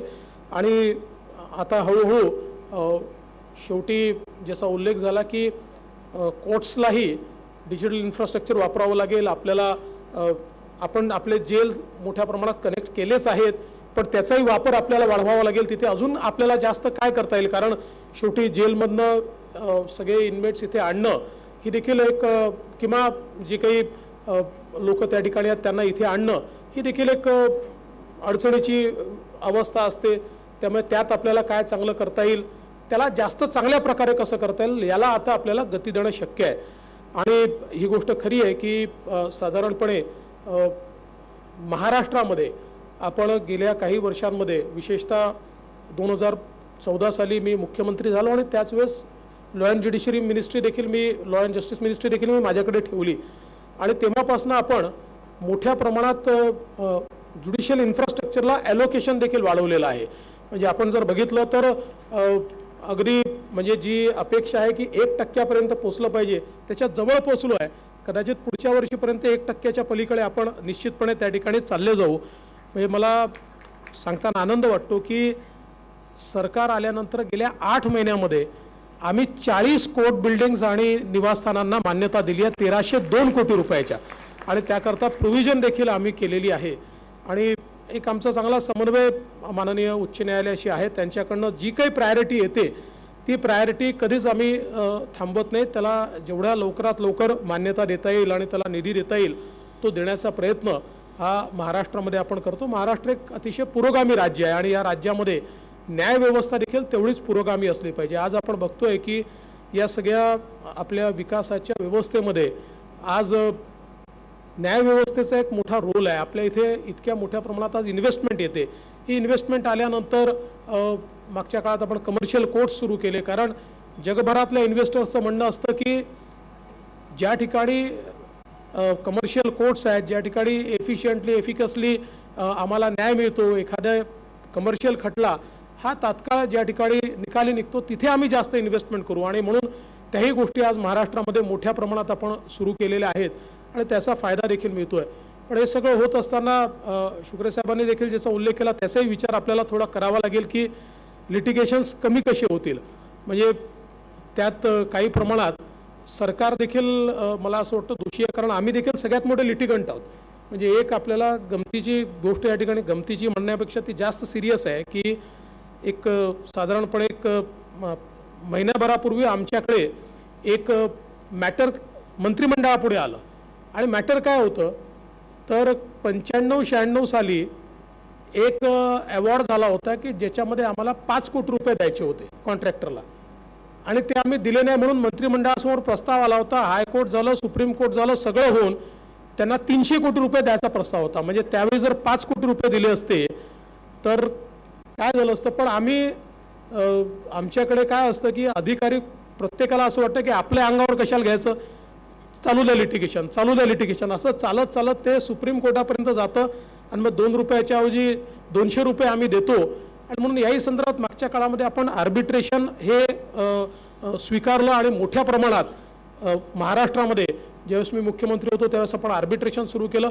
पण आर्बिट्रेशन हे अधिक इफेक्टिव्हली आपल्याला कसं करता येईल, ते अधिक टाईम बाउंड आपल्याला कसं करता येईल याचा देखील विचार हा आपल्याला करावा लागेल. आणि म्हणून त्याही दृष्टीने मला असं वाटतं की माननीय उच्च न्यायालयाचं, सर्वोच्च न्यायालयाचं ची मदत ही त्याच्यामध्ये देखील लागेल, जेणेकरून ॲटलिस्ट सरकारचं लिटिगेशन म्हणजे आता मोठ्या प्रमाणात आम्ही जमीन अधिग्रहण करतो आणि जमीन अधिग्रहण केली आता त्याला तर आपण 4 पट 5 पट पैसे देतो, पण तरी देखील ज्या दिवशी अधिग्रहण होतं त्याच दिवशी कोर्टामध्ये जाण्याची तयारी सुरू होते आणि मग ते एक लॉंग प्रोसेस असते आणि त्याच्यानंतर व्याजासहित पैसे द्यावे लागतात. तर या सगळ्या गोष्टी आपल्याला कशा टाळता येतील की जेणेकरून सरकारच्या अशा प्रकारच्या लिटिगेशन्सपेक्षा सामान्य माणसाला आपल्याला कशा प्रकारे मदत करता येईल या सगळ्या गोष्टींचा अभ्यास होण्याची आवश्यकता आहे. त्याच्यामध्ये हे लिटिगेशन्स कमी करण्याकरता काय करता येईल याचा देखील प्रयत्न हा निश्चितपणे आपल्याला करावा लागेल. आज या निमित्ताने खरं म्हणजे या सगळ्या कोर्ट परिसराशी खूप आठवणी आमच्या जुडलेल्या आहेत. अगदी कॉलेजच्या जीवनापासून आणि सगळ्यात जास्त आठवणी तर या आहेत की वर्षभरात 4-5 आंदोलनं करायचे, केसेस लागले की बेल घ्यायला इथे यायचं, कधी आपली बेल कधी लोकांची बेल. त्याच्यामुळे सगळ्या दगडी कोर्टामध्ये उभं राहून त्या ठिकाणी म्हणजे वकिलीपेक्षा त्या ठिकाणी बेल घेण्याचं कामच साहेब जास्त घेतलं. गडकरी साहेबांनी घेतल्यात खूप बेल या ठिकाणी, कारण आम्ही सगळे हेच धंदे करायचो. आपलं 135 लागला सगळ्यांवर की चालले आपले सगळे लोक. पण मला असं वाटतं की त्यातही एक वेगळा आनंद होता, कारण त्या काळामध्ये कोर्टात आलं की बेल वगैरे तर ते छोट्याशा केसेस असायच्या, 5 मिनिटात बेल व्हायची, पण त्याच्यानंतर मग इथली पाटोडी वगैरे खाण्याचा आनंद घ्यायचा, गप्पा मारत बसायचं, हे सगळं त्या काळामध्ये खूप अनुभवलेलं आहे. आणि म्हणून मला माहित नाही आता तशीच पाटोडी मिळते का, पण मिळत असेल असा आपण त्या ठिकाणी विचार करूया. आणि म्हणून आज उद्घाटनाच्या निमित्ताने आलो आहे, पण पाटोडी मिळत असेल तर पुढच्या वेळी ती खाण्याकरता नक्की या ठिकाणी येईल. आणि या निमित्ताने मी माननीय गवई साहेबांना, माननीय गंगापूरवाला साहेबांना किंवा आपले प्रभारी जजेस आहेत, चांदूरकर साहेब असतील, या ठिकाणी मेनेजिस साहेब असतील, शुक्रे साहेब असतील, यांना सगळ्यांना आश्वस्त करू इच्छितो की महाराष्ट्र सरकार हे पूर्णपणे ज्युडिशियल इन्फ्रास्ट्रक्चर करता आम्ही कमिटेड आहोत. ज्या काही प्रायोरिटीज आपल्याकडनं येतील that will be our topmost priority. त्याला पूर्ण निधी उपलब्ध आम्ही करून देऊ हा विश्वास मी आपल्याला देतो. आणि विशेषतः एक उल्लेख मला या ठिकाणी केला पाहिजे की हे सगळं करत असताना त्यावेळी आमचे नागपूरचे पालकमंत्री चंद्रशेखरजी बावनकुळे यांनी देखील याच्यामध्ये खूप लक्ष घातलं आणि त्यांनी देखील मोठ्या प्रमाणात सगळ्यांना म्हणजे हे काम वेगानं झालं पाहिजे याकरता देखील प्रयत्न केला. त्यामुळे त्यांचा देखील उल्लेख या निमित्ताने करतो. सगळ्यांना मनापासून धन्यवाद देतो आणि या कार्यक्रमामध्ये या ठिकाणी उपस्थित राहण्याची संधी आपण दिली त्याबद्दल आभार मानून माझे 2 शब्द संपवतो. जय हिंद, जय महाराष्ट्र. आपण म्हटल्याप्रमाणे महाराष्ट्र हे पुरोगामी राज्य आहे आणि न्यायव्यवस्था ही पुरोगामी असली पाहिजे. निश्चितच नवीन वास्तूतील इन्फ्रास्ट्रक्चरमुळे न्यायालयीन कामकाजातील कार्यक्षमता वाढेल. आपण या ठिकाणी व्यक्त केलेल्या भावनांमधून आत्मीयतेची किनार दिसली, त्याबद्दल आपले शतशः आभार. कोणतेही कार्य अडथळ्यापासून पार पडत नाही. शेवटपर्यंत जे प्रयत्न करीत असतात त्यांनाच यशप्राप्ती होते. या वास्तूच्या बांधकामापासून पूर्णत्वाला येण्यापर्यंतच्या प्रवासात अनेक अडथळे आलेत, परंतु ज्यांच्या अथक प्रयत्न, इच्छाशक्ती आणि कुशल नेतृत्वामुळे सदर वास्तूचे बांधकाम जलद गतीने पूर्ण झाले ते नागपूरचे आणखी एक सुपुत्र म्हणजे सन्माननीय श्री नितीनजी गडकरी. मी सन्माननीय श्री नितीनजी गडकरी केंद्रीय मंत्री भारत सरकार यांना विनंती करते की त्यांनी त्यांच्या भावना व्यक्त कराव्यात.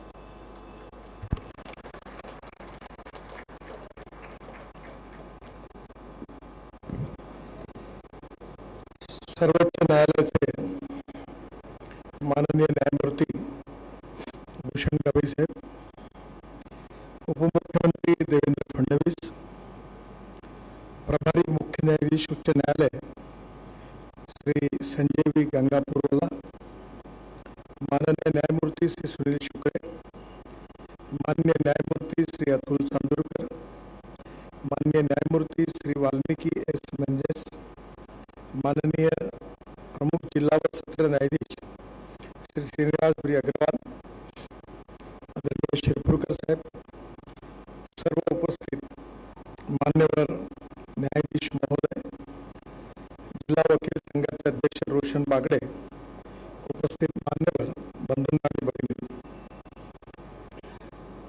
माननीय गवई रवींद्रजी, तिघही जण भूमिपूजनाच्या कार्यक्रमाला उपस्थित होतो आणि आज उद्घाटनाच्या कार्यक्रमाला आम्हाला उपस्थित राहण्याची संधी मिळाली ही अतिशय आनंदाची आणि अभिमानाची गोष्ट आहे. या न्यायालयाच्या या बिल्डिंगच्या आधी जी बिल्डिंग होती त्याच्या उद्घाटनाच्या कार्यक्रमाला मी होतो. त्यावरती त्यावेळी न्यायमूर्ती तुळजापूरकर किंवा न्यायमूर्ती कोतवाल त्या कार्यक्रमाला आले होते आणि त्यांचं उत्तम भाषण पण आठवतं. त्यानंतर मी बांधकाम मंत्री असताना या बिल्डिंगचं इन्स्पेक्शन करायला आलो आणि संपूर्ण बिल्डिंग पाहिल्यानंतर मी चीफ इंजिनियर आणि आर्किटेक्टला बोलावलं होतं. मी त्यावेळी आर्किटेक्टला प्रश्न विचारला होता की तुम्ही मॅट्रिक्युलर का की आर्किटेक्ट का, तुमची डिग्री बोगस आहे की बरोबर, असा मला संशय वाटतो. कारण किती चुकीची आणि घाणेरडी बनवता येईल तशी ती बिल्डिंग झाली. देवेंद्रजींनी जी गोष्ट सांगितली ती पण बरोबर आहे. कारण ग्रासरूट लेवलवर आम्ही असल्यामुळे अनेक वेळा जमानत करण्याकरता इकडे आल्यामुळे आम्हाला खाली काय काय होत होतं ते सगळं चांगल्या रीतीने माहिती आहे. अर्धा कप चहा कोणत्या स्टॉलवर चांगला मिळायचा याची पण नीट माहिती होती. एम्प्रेस जेव्हा बंद पडली त्याच्या विरुद्ध देवेंद्रचे वडील गंगाधरराव फडणवीस, मी, वर्धन साहेब आणि विद्याप्रसाद कश्यप साहेब यांनी आंदोलन केलं होतं. त्यावेळी सुरेंद्र कुमार सेठ जे आताचे डीजी आहेत त्यांचे वडील ते नागपूरचे पोलीस कमिशनर होते आणि आम्हाला अटक करून या न्यायालयात आणलं. त्यात सगळ्यात तरुण मी होतो आणि ज्यावेळी न्यायालयाने आमची जमानत केली तेव्हा आम्ही बाजूच्या त्या जवळ गेलो आणि वर्धन साहेबांनी 4 तास उभं राहतो. 3 बसेसचे 11 वाजेपासून 4 वाजेपर्यंत इथेच बसत, पण 4 वाजता केस लागायची तो सांगायचा तारीख झाली. एकदा असं काही शिक्षा तिकडे देऊन टाकायचं बसवणं इतक्या तारखांना आणि त्यानंतर जी जमानत झाली तेव्हा फार चांगली लागायची.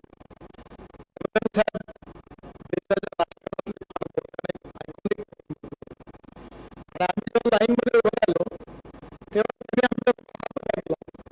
हात सगळं केल्याबरोबर त्याला लक्षात आलं की म्हणून त्यांनी हात पुन्हा मागे घेतला.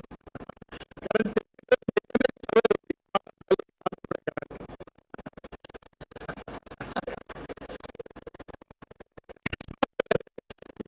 बिल्डिंग बद्दलच्या अनेक स्मृती आमच्या आयुष्यात लक्षात राहणाऱ्या आहेत. त्यावेळेची बिल्डिंग खूप छान बनलेली आहे. मी काही बोलत नाही, बघत नाही.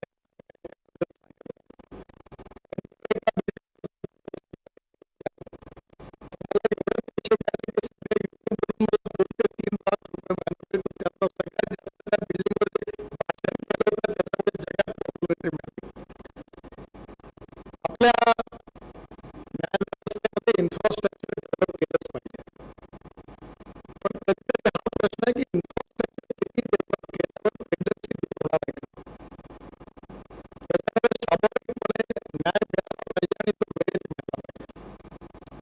आणि स्वाभाविकपणे सरकारमध्ये आणि प्रशासनात काम करताना मी न्यायव्यवस्थेबद्दल नाही बोलत आहे, ज्यांना 1 तारखेला पगार मिळतो त्यांच्या डिक्शनरीमध्ये टाईम या विषयाला काही महत्व नाही. त्यामुळे अनेक वेळा असा प्रश्न पडतो की ज्यावेळी तो डिले होतो त्याच्या विशेषतः कॉन्ट्रॅक्च्युअल याच्यात खूप परिणाम होतात. कॉम्पेन्सेशन द्यावं लागतं. त्यामुळे कधी कधी अशी म्हणायची वेळ येते की I like people who can get the things done. Even I like people who can take wrong decisions and we dislike people who don't want to take the decisions. आणि आज सगळ्यांच्या सन्मान ठेवून कधीतरी तारखा वाढत असतात. पण मी बोबडे साहेबांना जेव्हा म्हणालो की प्रत्येक वकिलाला एका केसमध्ये जास्तीत जास्त 3 प्रिव्हिलेज ठेवा, तारखा मागायचा. 4थ्या तारखेला आला तर 1 साइडेड जजमेंट घ्या. कारण काही लोक तारखा लेजिटिमेटली डिनाईन मागतात आणि काही लोक तारखा वाढवून घेण्याचीच प्रॅक्टिस करतात.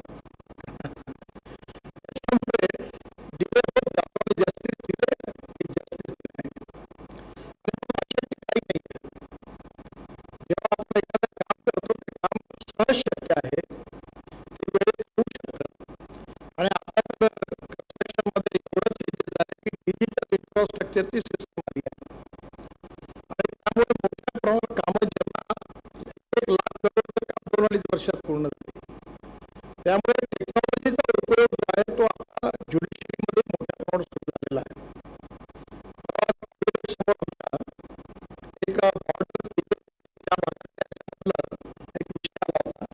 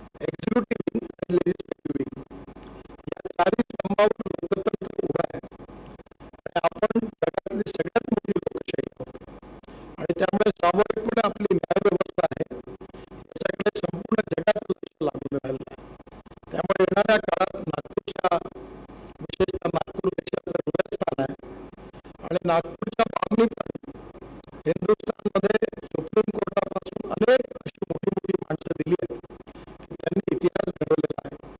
आणि मला विश्वास आहे की निश्चितपणे आज माननीय गवई साहेबांच्या मार्गदर्शनाने ही बिल्डिंग उभी झालेली आहे. आणि गवई साहेबांच्या काळात इथली युनिव्हर्सिटी असेल, शिरपूरकर साहेब, बोबडे साहेब आणि विशेषतः गवई साहेबांनी त्यावेळी लक्ष घातलं. देवेंद्रजींनी त्यावेळी अतिशय उदार अंतःकरणाने लॉ युनिव्हर्सिटीला मदत केली, या प्रोजेक्टलाही मदत केली आणि त्यामुळे आज हे पूर्ण होऊ शकलं. त्यांनाही पण मी मनापासून धन्यवाद देतो. आणि गवई साहेबांचा सगळा इनिशिएटिव्ह या बाबतीतला कधी काही आवश्यकता असेल तर मला फोन करून त्यांनी आदेश दिला की काही करून हे झालं पाहिजे. त्यांच्या प्रयत्नांमुळे खऱ्या अर्थाने यात खूप चांगल्या सुधारणा झाल्या. त्यांनाही पण मी धन्यवाद देतो. आणि पुन्हा एकदा जे वकील आहेत, अतिशय ॲक्टिव्ह सगळी मंडळी आहेत, त्यांच्या सगळ्यांच्या प्रयत्नांनी एक चांगली बिल्डिंग नागपूरला मिळाली. नागपूरचा सांसद म्हणून, खासदार म्हणून मलाही पण याचा अतिशय अभिमान आहे. त्या सगळ्या स्टेक होल्डर्सला मनापासून शुभेच्छा देऊन मी माझं बोलणं संपवतो. धन्यवाद.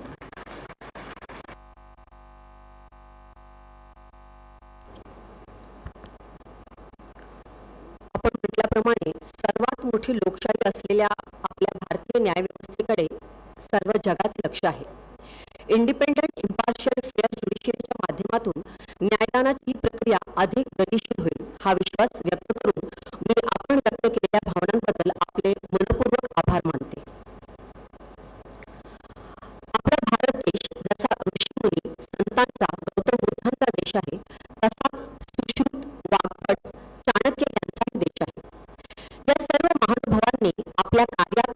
शिकवणीतून वेळोवेळी आपल्याला मार्गदर्शन केले व ते आपल्यासाठी कायम दिशादर्शक ठरत आले आहेत.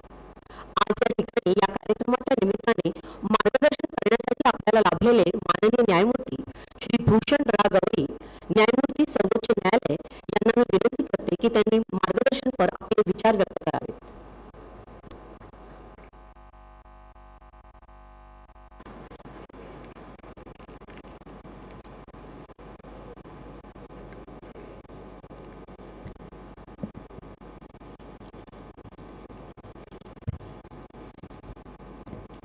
आदरणीय नितीनजी गडकरी, सन्माननीय देवेंद्रजी फडणवीस, मुंबई उच्च न्यायालयाचे प्रभारी मुख्य न्यायाधीश माझे मित्र न्यायमूर्ती संजय गंगापूरवालाजी, न्यायमूर्ती सुनील शुक्रेजी, न्यायमूर्ती अतुल तांदुळकरजी, न्यायमूर्ती वाल्मिकी विनयस, आदरणीय शिवपूरकर साहेब, या कार्यक्रमाला उपस्थित मुंबई उच्च न्यायालयाच्या नागपूर खंडपीठाचे माझे सर्व सन्माननीय बंधू आणि भगिनी, बार काउन्सिलचे सन्माननीय सदस्य, हायकोर्ट बार असोसिएशनचे सन्माननीय अध्यक्ष व सेक्रेटरी, त्याचप्रमाणे त्यांचे सर्व सहकारी, जिल्हा वकील संघाचे सन्माननीय अध्यक्ष ॲडव्होकेट रोशन बागडे, त्याचप्रमाणे सचिव श्री मनीष नंदिवे, सर्व इतर पदाधिकारी, सन्माननीय सिनियर ॲडव्होकेट्स डेझिग्नेटेड आणि non designated, Nagpur district bar association, त्याचप्रमाणे हायकोर्ट बार असोसिएशनचे सर्व सन्माननीय सदस्य, सार्वजनिक बांधकाम विभागाचे सचिव श्री दशरथ, त्याचप्रमाणे त्यांचे इतर सर्व सहकारी, नागपूरचे जिल्हाधिकारी डॉक्टर विपिन ईटनकर, इन्कम टॅक्सच्या कमिशनर श्रीमती अग्रवाल, या कार्यक्रमाला उपस्थित सर्व जिल्हा न्यायालयाचे, त्याचप्रमाणे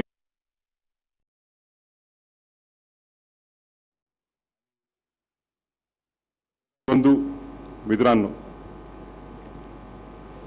खऱ्या अर्थाने हा आज एक आपल्यासाठी घरगुती सोहळा आहे. या मंचकावर जे चौघजण आम्ही उपस्थित आहोत, मी, देवेंद्रजी, सुनील शुक्रेजी आणि अतुल तांदुळकरजी, चौघजण आम्ही या डिस्ट्रिक्ट बार असोसिएशनचे सदस्य आहोत. आणि कुठल्याही असोसिएशन करता मला वाटते असा योग येत नसेल की एका वेळेला जे मंचकावर उपस्थित आहेत, पाहुणे म्हणून नाही तर घरचे चौघजण या सोहळ्याला उपस्थित आहेत.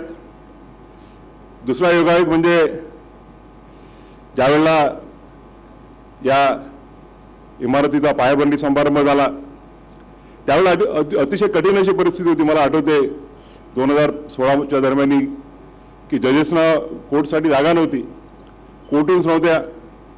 त्यावेळेला पुष्पा कनेडीवाला इथे प्रमुख जिल्हा न्यायाधीश होत्या आणि एका महिन्याच्या आतमध्ये आम्ही टेरेसवरती जवळपास मला वाटते 6 की 8 कोर्ट तातडीने उभे केले. इंदुरकर त्यावेळेला एक्झिक्युटिव्ह इंजिनियर होते, नवघरे सुपीड इंजिनियर होते. दुर्दैवाने त्यांचा मागच्या महिन्यामध्ये हृदयविकाराने निधन झालं. आणि अशा परिस्थितीमध्ये नवीन इमारतीची निकड फार आवश्यक होती आणि त्यावेळेला मग नवीन इमारतीचा प्रस्ताव करण्यात आला. मी त्यावेळेला नागपूर खंडामठाचा ॲडमिनिस्ट्रेटिव्ह जज होतो आणि डी फॅक्टो नागपूर जिल्ह्याचा गार्डियन जज होतो आणि माझ्यासोबत अतुल तांदुळकरजी सहकारी गार्डियन जज होते. आणि या भूमिपूजन सोहळ्याला देवेंद्रजी, नितीनजी, मी आणि अतुलजी आम्ही चौघजण उपस्थित होतो. आणि योगायोग म्हणजे आज पुनश्च आम्ही चौघेजण या कार्यक्रमाला उपस्थित आहोत. हा योग फार कमी वेळा येतो की ज्याच्या हस्ते भूमिपूजन झालं त्याच्याच हस्ते त्या बिल्डिंगचं उद्घाटन व्हावं. बऱ्याचदा आपण नियोजन वेगळं करतो, परंतु नियतीला ते मान्य नसतं. ज्यावेळेला आम्ही भूमिपूजन केलं 2016च्या डिसेंबरमध्ये, त्यावेळेला आम्ही जो रोडमॅप बनवला होता तो या बिल्डिंगचं उद्घाटन ज्यावेळेला आपल्या नागपूरचे सुपुत्र बोबळे साहेब ज्यावेळेला सरन्यायाधीश होतील त्यांच्या हस्ते या बिल्डिंगचं उद्घाटन व्हावं या रीतीनं प्लॅन करण्यात आला. मगाशी देवेंद्रजींनी सांगितल्याप्रमाणे ही पहिली अशी बिल्डिंग आहे की ज्याच्यामध्ये स्टेक होल्डरचा सहभाग आहे. नॉर्मली ज्यावेळेला कोर्टाच्या बिल्डिंग बनतात तर आमची बिल्डिंग कमिटी निर्णय घेते, परंतु वकिलांच्या काय अडचणी आहेत, वकिलांच्या काय आवश्यकता आहेत याकडे कधी लक्ष दिलं जात नाही.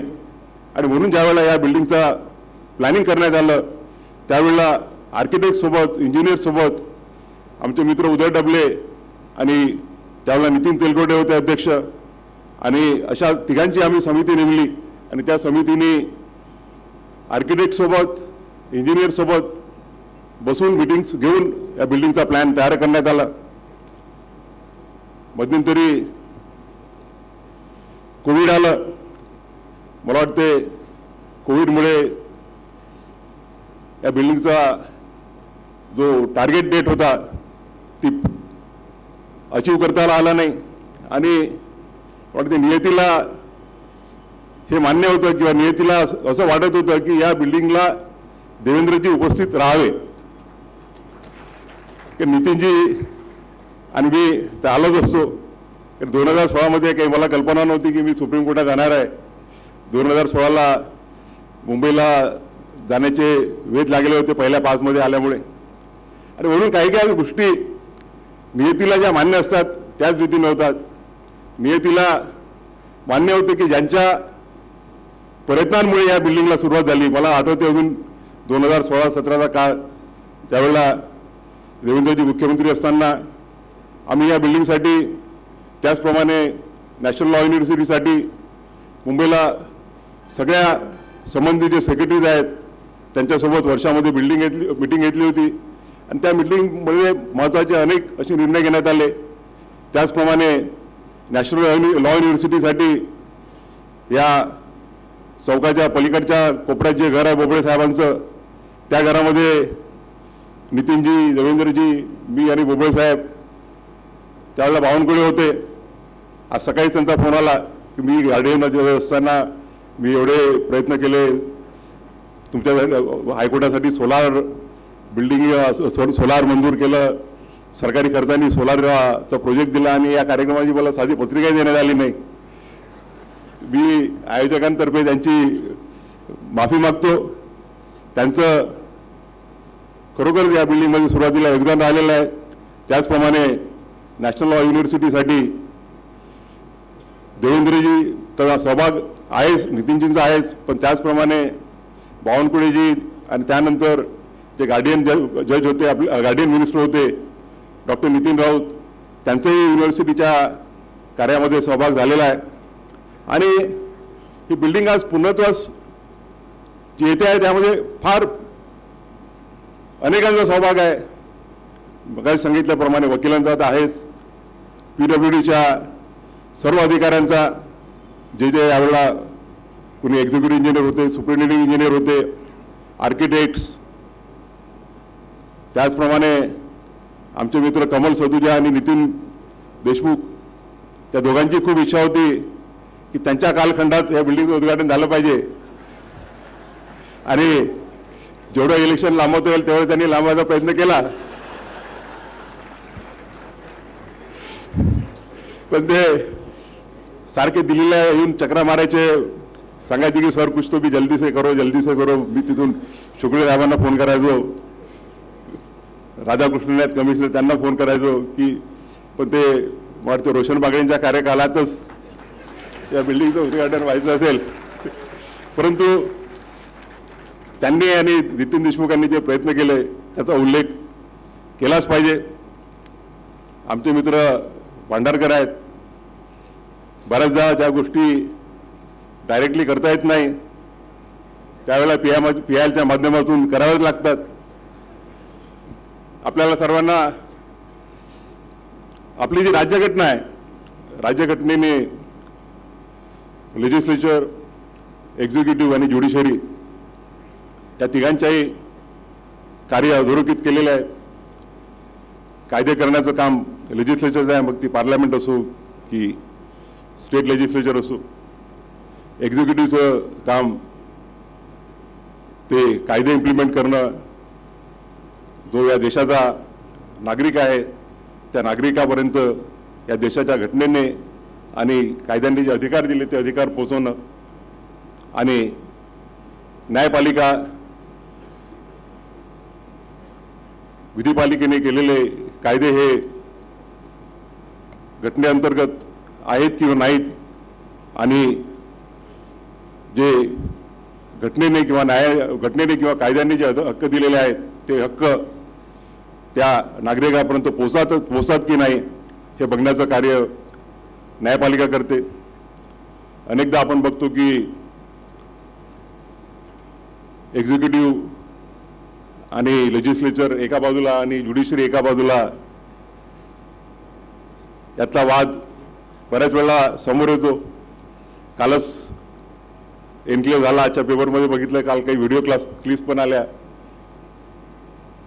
जास्त त्याबद्दल बोलणार नाही, परंतु न्यायपालिका असो, विधिपालिका असो की कार्यपालिका असो, त्या सगळ्या तिघांचा उद्देश एकच असतो की या देशाचा जो नागरिक आहे त्या नागरिकाला आपल्या घटनेने जे हक्क दिलेले आहेत, कायद्याने जे हक्क दिलेले आहेत ते पोहोचले पाहिजेत. आणि सर्वांनी जर त्या दृष्टीनं कार्य केलं तर मला वाटते की कॉन्फ्लिक्ट राहू शकत नाही. आणि मला अभिमानाने सांगावं असं वाटतं की कमीत कमी महाराष्ट्रामध्ये तरी असं कॉन्फ्लिक्ट आला नाही. PIL मी नेहमीच म्हणतो की I am supporter of the public interest litigation jurisdiction, कारण की आपण बघतो की पब्लिक इंटरेस्ट लिटिगेशनच्या माध्यमातून बऱ्याचशा गोष्टी या देशामध्ये घडलेल्या आहेत, त्या अदरवाईज घडल्या नसत्या. परंतु ॲट द सेम टाईम मी हे म्हणत असतो की public interest litigation cannot be converted into publicity interest litigation आणि ज्युडिशियल ॲडव्हेंचरिझम. आणि म्हणून प्रत्येकाने जर आपल्या मर्यादा आखल्या तर कॉन्फ्लिक्टचा प्रश्न येऊ शकत नाही. आणि एक्झिक्युटिव्ह आणि ज्युडिशरीने एकत्रपणे काम केल्यावरती काय काय होऊ शकतं हे आपण नागपूरमध्ये बघितलेलं आहे. नागपूर ते जबलपूरचा जो नॅशनल हायवे होता, ज्या हायवेवरती टाइम्स ऑफ इंडियामध्ये त्यावेळेला कॅप्शन आलं होतं की it has become a road trap, आणि त्यावेळेला मी इथे PIL ज्युरिडिक्शन बघत होतो. आणि हायकोर्टाने सुमोटो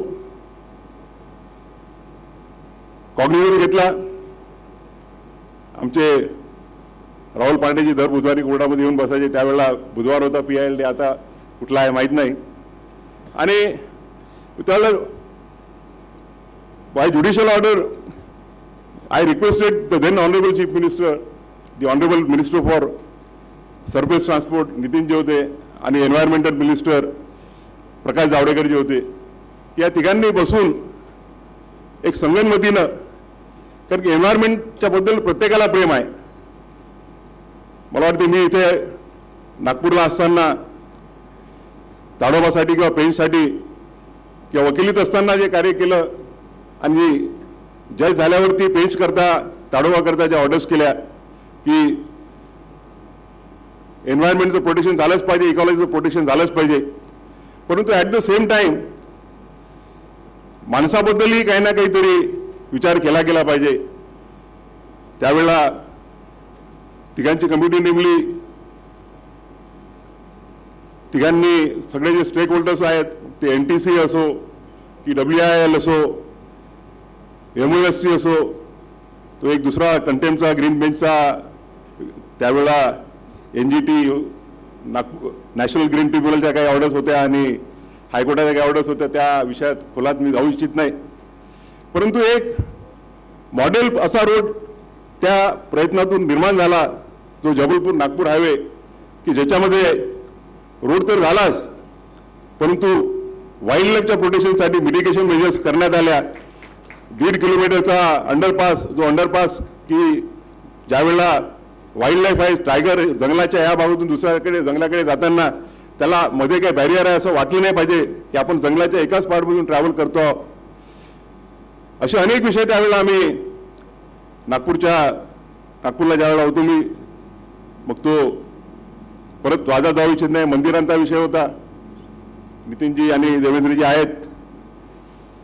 तर अशा अनेक बाब आहेत की ज्यावेळेला आपण एक्झिक्युटिव्ह आणि ज्युडिशरी हे सोबत चांगलं काम करू शकतात. आता नितीनजीशी बोलत होतो, ते म्हणाले की बऱ्याचशा प्रोजेक्टमध्ये स्टे येतात. मागच्या 5-6 महिन्यापासून मी ग्रीन बेंच सध्या हेड करत आहे सुप्रीम कोर्टामध्ये, आणि एक आमच्याकडे केस लागली 2-3 आठवड्याच्या अगोदर. वेस्ट बेंगॉलमध्ये जो नॅशनल हायवे आहे तिथं 5 ठिकाणी रेल्वे क्रॉसिंग होत्या आणि त्याच्यावरती NHAIने 5 ROBs त्यावरती प्रस्तावित केले होते. आणि गुजरातच्या कलकत्त्याच्या हायकोर्टामध्ये PIL झाली. PIL मध्ये हायकोर्टाने निर्णय दिला की हे ROBs आम्ही परमिट करतो आहोत, परंतु कॉम्पन्सेटरी अफॉरेस्टेशन करावं लागेल. आणि 2018 मध्ये सुप्रीम कोर्टात आल्यावर 2018 पासून 2023 पर्यंत ते प्रकरण सुप्रीम कोर्टामध्ये पेंडिंग होतं. आणि ज्यावेळेला आमच्याकडे लागलं, जवळपास मला वाटते 300 झाडांचा प्रश्न होता. आणि या कालखंडामध्ये जवळपास 600 लोकांचा ॲक्सिडेंटमध्ये मृत्यू झाला. हा विचार करण्याची आवश्यकता आहे की झाडं तर वाचलेच पाहिजे. एन्व्हायरमेंट बद्दल प्रत्येकाला प्रेम पाहिजेच, कारण की we have to protect the environment for tomorrow generation. We over duty to them, but at the same time should we deny the rights of the human beings. माणसालाही त्याचे मूलभूत अधिकार आहेत की नाही याचा विचार करणं आवश्यक आहे. त्या ऑर्डरमध्ये लिहिलं आम्ही की जो एक्सपर्टचा जो विषय असतो, आम्हाला प्रत्येक गोष्टीत एक्सपर्टाईज नाही. एक्सपर्ट्सनी रिपोर्ट दिल्यावरती त्यांनी प्रपोज केलं कॉम्पन्सेटरी अफॉरेस्टेशन केलं पाहिजे. लोकांच्या सेफ्टीसाठी ओव्हरब्रिजेस आवश्यक आहेत असाही रिपोर्ट आला. आणि त्यानंतर अशा बाबीमध्ये सुप्रीम कोर्टाने इंटरफेअर करणं कितपत योग्य आहे हाही विचार करण्याची आवश्यकता आहे. हिमाचल प्रदेशमध्ये एका न्यायमूर्तींनी नाव घेऊ इच्छित नाही, त्यांनी ऑर्डर केली की हिमाचल प्रदेशमध्ये कुठलाही जो गावांना जोडणारा रोड असेल किंवा मग अंगणवाडी असेल किंवा पब्लिक हेल्थ सेंटर असेल, प्राथमिक शाळा असेल, त्या प्रत्येकाला सुप्रीम कोर्टाची परमिशन असल्याशिवाय परवानगी देण्यात येऊ नये. प्रश्न केला की हॅव यू बिकम सुपर ॲडमिनिस्ट्रेटर्स. आज ज्यावेळेला TN गोदावरींची पहिली ऑर्डर करण्यात आली त्यावेळेला परिस्थिती वेगळी होती. त्यानंतर बऱ्याचशा स्टॅच्युटरी रिएक्टमेंट्स आलेल्या आहेत, फॉरेस्ट ॲक्ट आलेला आहे, कन्झर्वेशन ॲक्ट आलेले आहेत, अनेक असे ॲक्ट आले की ज्याच्यामध्ये कधीही तर झाडं पाडायची असतील तर 2 किंवा 4 ऑथॉरिटीच्या परमिशन असल्याशिवाय, कॉम्पन्सेटरी फॉरेस्टेशन असल्याशिवाय ते प्रोजेक्ट्सला मान्यता मिळत नाही. आणि म्हणून आम्ही त्यामध्ये फॉर्च्युनेटली हिमाचल प्रदेश गव्हर्नमेंटनी एक त्यामध्ये गाईडलाईन्स केल्या की आम्ही असं करत असताना या गोष्टी फॉलो करू. त्यामुळे PIL ज्युरिडिक्शन तर आवश्यक आहेच. एन्व्हायरमेंटचं प्रोटेक्शन आवश्यक आहे, इकॉलॉजीचं प्रोटेक्शन आवश्यक आहे, पण त्याचबरोबर माणसांचे जे नागरिकांचे जे अधिकार आहेत त्या अधिकारांचं संवर्धन करणं, ते जोपासणं हे इक्वली आवश्यक आहे. याची बाब आपण लक्षात ठेवली पाहिजे असं मला पोटतिडकीने सांगावंसं वाटतं, आज अतिशय आनंदाचा दिवस आहे की आपण नवीन बिल्डिंगमध्ये प्रवेश करणार आहोत. गंगापूरवाला साहेबांनी सांगितलं की पहिल्या केसमध्ये कमीत कमी ॲडजस्टमेंट झाली नाही पाहिजे. देवेंद्रजींनी सांगितलं की कोरोनाने आपल्याला बऱ्याचशा नवीन गोष्टी शिकवलेल्या आहेत. मला आठवते की ज्यावेळेला मार्च 2020 मध्ये लॉकडाऊन डिक्लेअर करण्यात आला आणि कोर्ट्स वगैरे सगळे बंद करण्यात आले, तर 24 तासाच्या आतमध्ये सुप्रीम कोर्टाचं पहिलं व्हर्च्युअल हिअरिंग करण्यात आलं. त्या पहिल्या बेंचमध्ये त्यावेळचे सिनियर मोस्ट जज जस्टिस रमणा, जे नंतर मुख्य न्यायाधीश झाले ते जस्टिस संजय किशन कौल आणि आम्ही तिघजण होतो. आणि आज बऱ्याचशा नवीन गोष्टी आपल्याला अवगत कराव्या लागल्या. टेक्नॉलॉजीचे बरेचसे ॲडव्हान्टेजेस आहेत, परंतु जो चेंज असतो तो ग्रॅज्युअल व्हायला पाहिजे. ओव्हरनाईट चेंज होऊ शकत नाही, परंतु हळूहळू आपल्या सर्वांना त्या गोष्टीला ॲडॉप्ट करावं लागणार आहे. इमारत तर झाली आहे, अतिशय सुसज्ज अशी इमारत आहे, सगळ्या त्यामध्ये सुविधा आहेत, परंतु ही इमारत फक्त वकिलांसाठी किंवा न्यायमूर्तींसाठी नाही. या इमारतीमधून जे कार्य होणार आहे ते या देशाचा जो नागरिक आहे, या देशाचा जो नागरिक जो आपल्या हक्कापासून वंचित झालेला आहे, त्या विवंचनेतून जो या कोर्टामध्ये येतो, त्या नागरिकाला कसा न्याय देता येईल. डॉक्टर बाबासाहेब आंबेडकरांनी म्हटलं आहे की भारतीय राज्यघटना is an instrument of social and economic revolution. या देशामध्ये आपण एक व्यक्ती एक मत एक मूल्य या प्रिन्सिपलवर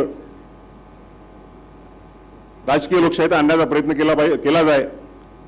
परंतु बाबासाहेब म्हणाले होते 25 नोव्हेंबर 1949 रोजी की सामाजिक लोकशाही आणि आर्थिक लोकशाही या संकल्पनेपासून आपण फार दूर आहोत. या सामाजिक लोकशाहीचा जर प्रश्न असेल तर ही समाजव्यवस्था आहे ती चातुर्वर्ण्यामध्ये विभागलेली आहे आणि ती सुद्धा कम्फर्टेबल आहे. आर्थिक समानता जी आहे, दी wealth of the country is concentrated in few hands, whereas the vast majority of the citizens find it difficult to meet two ends of the day. आणि म्हणून जोपर्यंत लवकरात लवकर सामाजिक आणि आर्थिक लोकशाहीकडे समानतेकडे आपण वळणार नाही, तोपर्यंत या देशामध्ये खऱ्या अर्थानं लोकशाही निर्माण होऊ शकणार नाही, असा बाबासाहेबांनी त्यावेळेला आपल्याला संदेश दिला होता.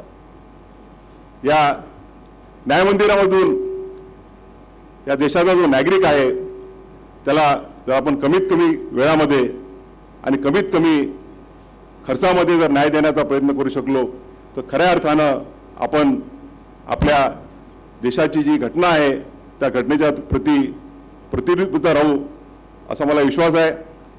या प्रसंगी मी आपल्या सर्वांना शुभेच्छा देतो की आपल्या हातून, सर्वांच्या हातून, मग ते वकील असो की न्यायमूर्ती असो, त्यांच्या हातून या देशाच्या नागरिकाला जलद गतीनं कमीत कमी खर्चात न्याय देण्याचं कार्य हो.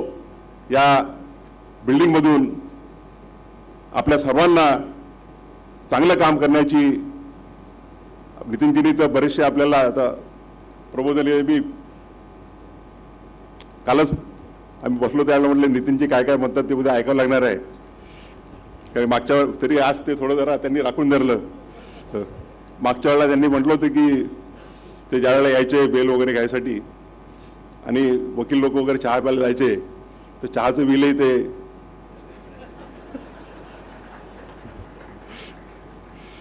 आपल्या सर्वांना शुभेच्छा देतो की आपल्या हातून चांगलं काम हो. नागपूरचा जो गौरव आहे तो आहेच, राजकीय क्षेत्रात आहे. शिरपूरकर साहेब, न्यायमूर्ती हिदायतुल्ला, न्यायमूर्ती बोस, न्यायमूर्ती मुधोळकर, बोबडे साहेब पुढच्या जनरेशनमध्ये अधिक असे येतील, तो नावलौकिक राहीलच. त्या नावलौकिकात नागपूरच्या बार असोसिएशननी अधिकाधिक भर घालण्याचा प्रयत्न करावा ही शुभेच्छा देऊन या बिल्डिंगचं औपचारिक उद्घाटन झालं असं जाहीर करतो. धन्यवाद.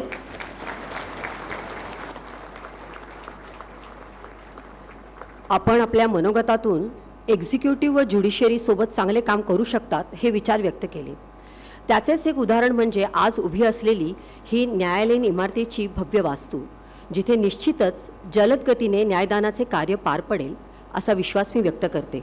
आपण दिलेल्या शुभेच्छांबद्दल आणि केलेल्या प्रेरक व ज्ञानवर्धक मार्गदर्शनाबद्दल आपले मनपूर्वक धन्यवाद. आपण आता कार्यक्रमाच्या शेवटच्या टप्प्यात पोहोचलो आहोत. कार्यक्रमाची सांगता करत असताना मला लोकमान्य टिळकांच्या गीता रहस्यातील 2 ओळी इथे उद्धृत कराव्याशा वाटतात. समानिव आकृती समाना हृदयानि वहा समानम अस्तु वो मनः यथा वहा सुसहा असती. अर्थात आपले उद्दिष्ट एक असावे, आपल्या भावना एक असाव्या, आपले विचार एकत्रित असावेत, जसे सर्व या विश्वाच्या एकात्मतेत आहे. आजचा हा कार्यक्रम यशस्वी करण्यासाठी अनेकांनी एकत्र येऊन मोलाचे सहकार्य केले.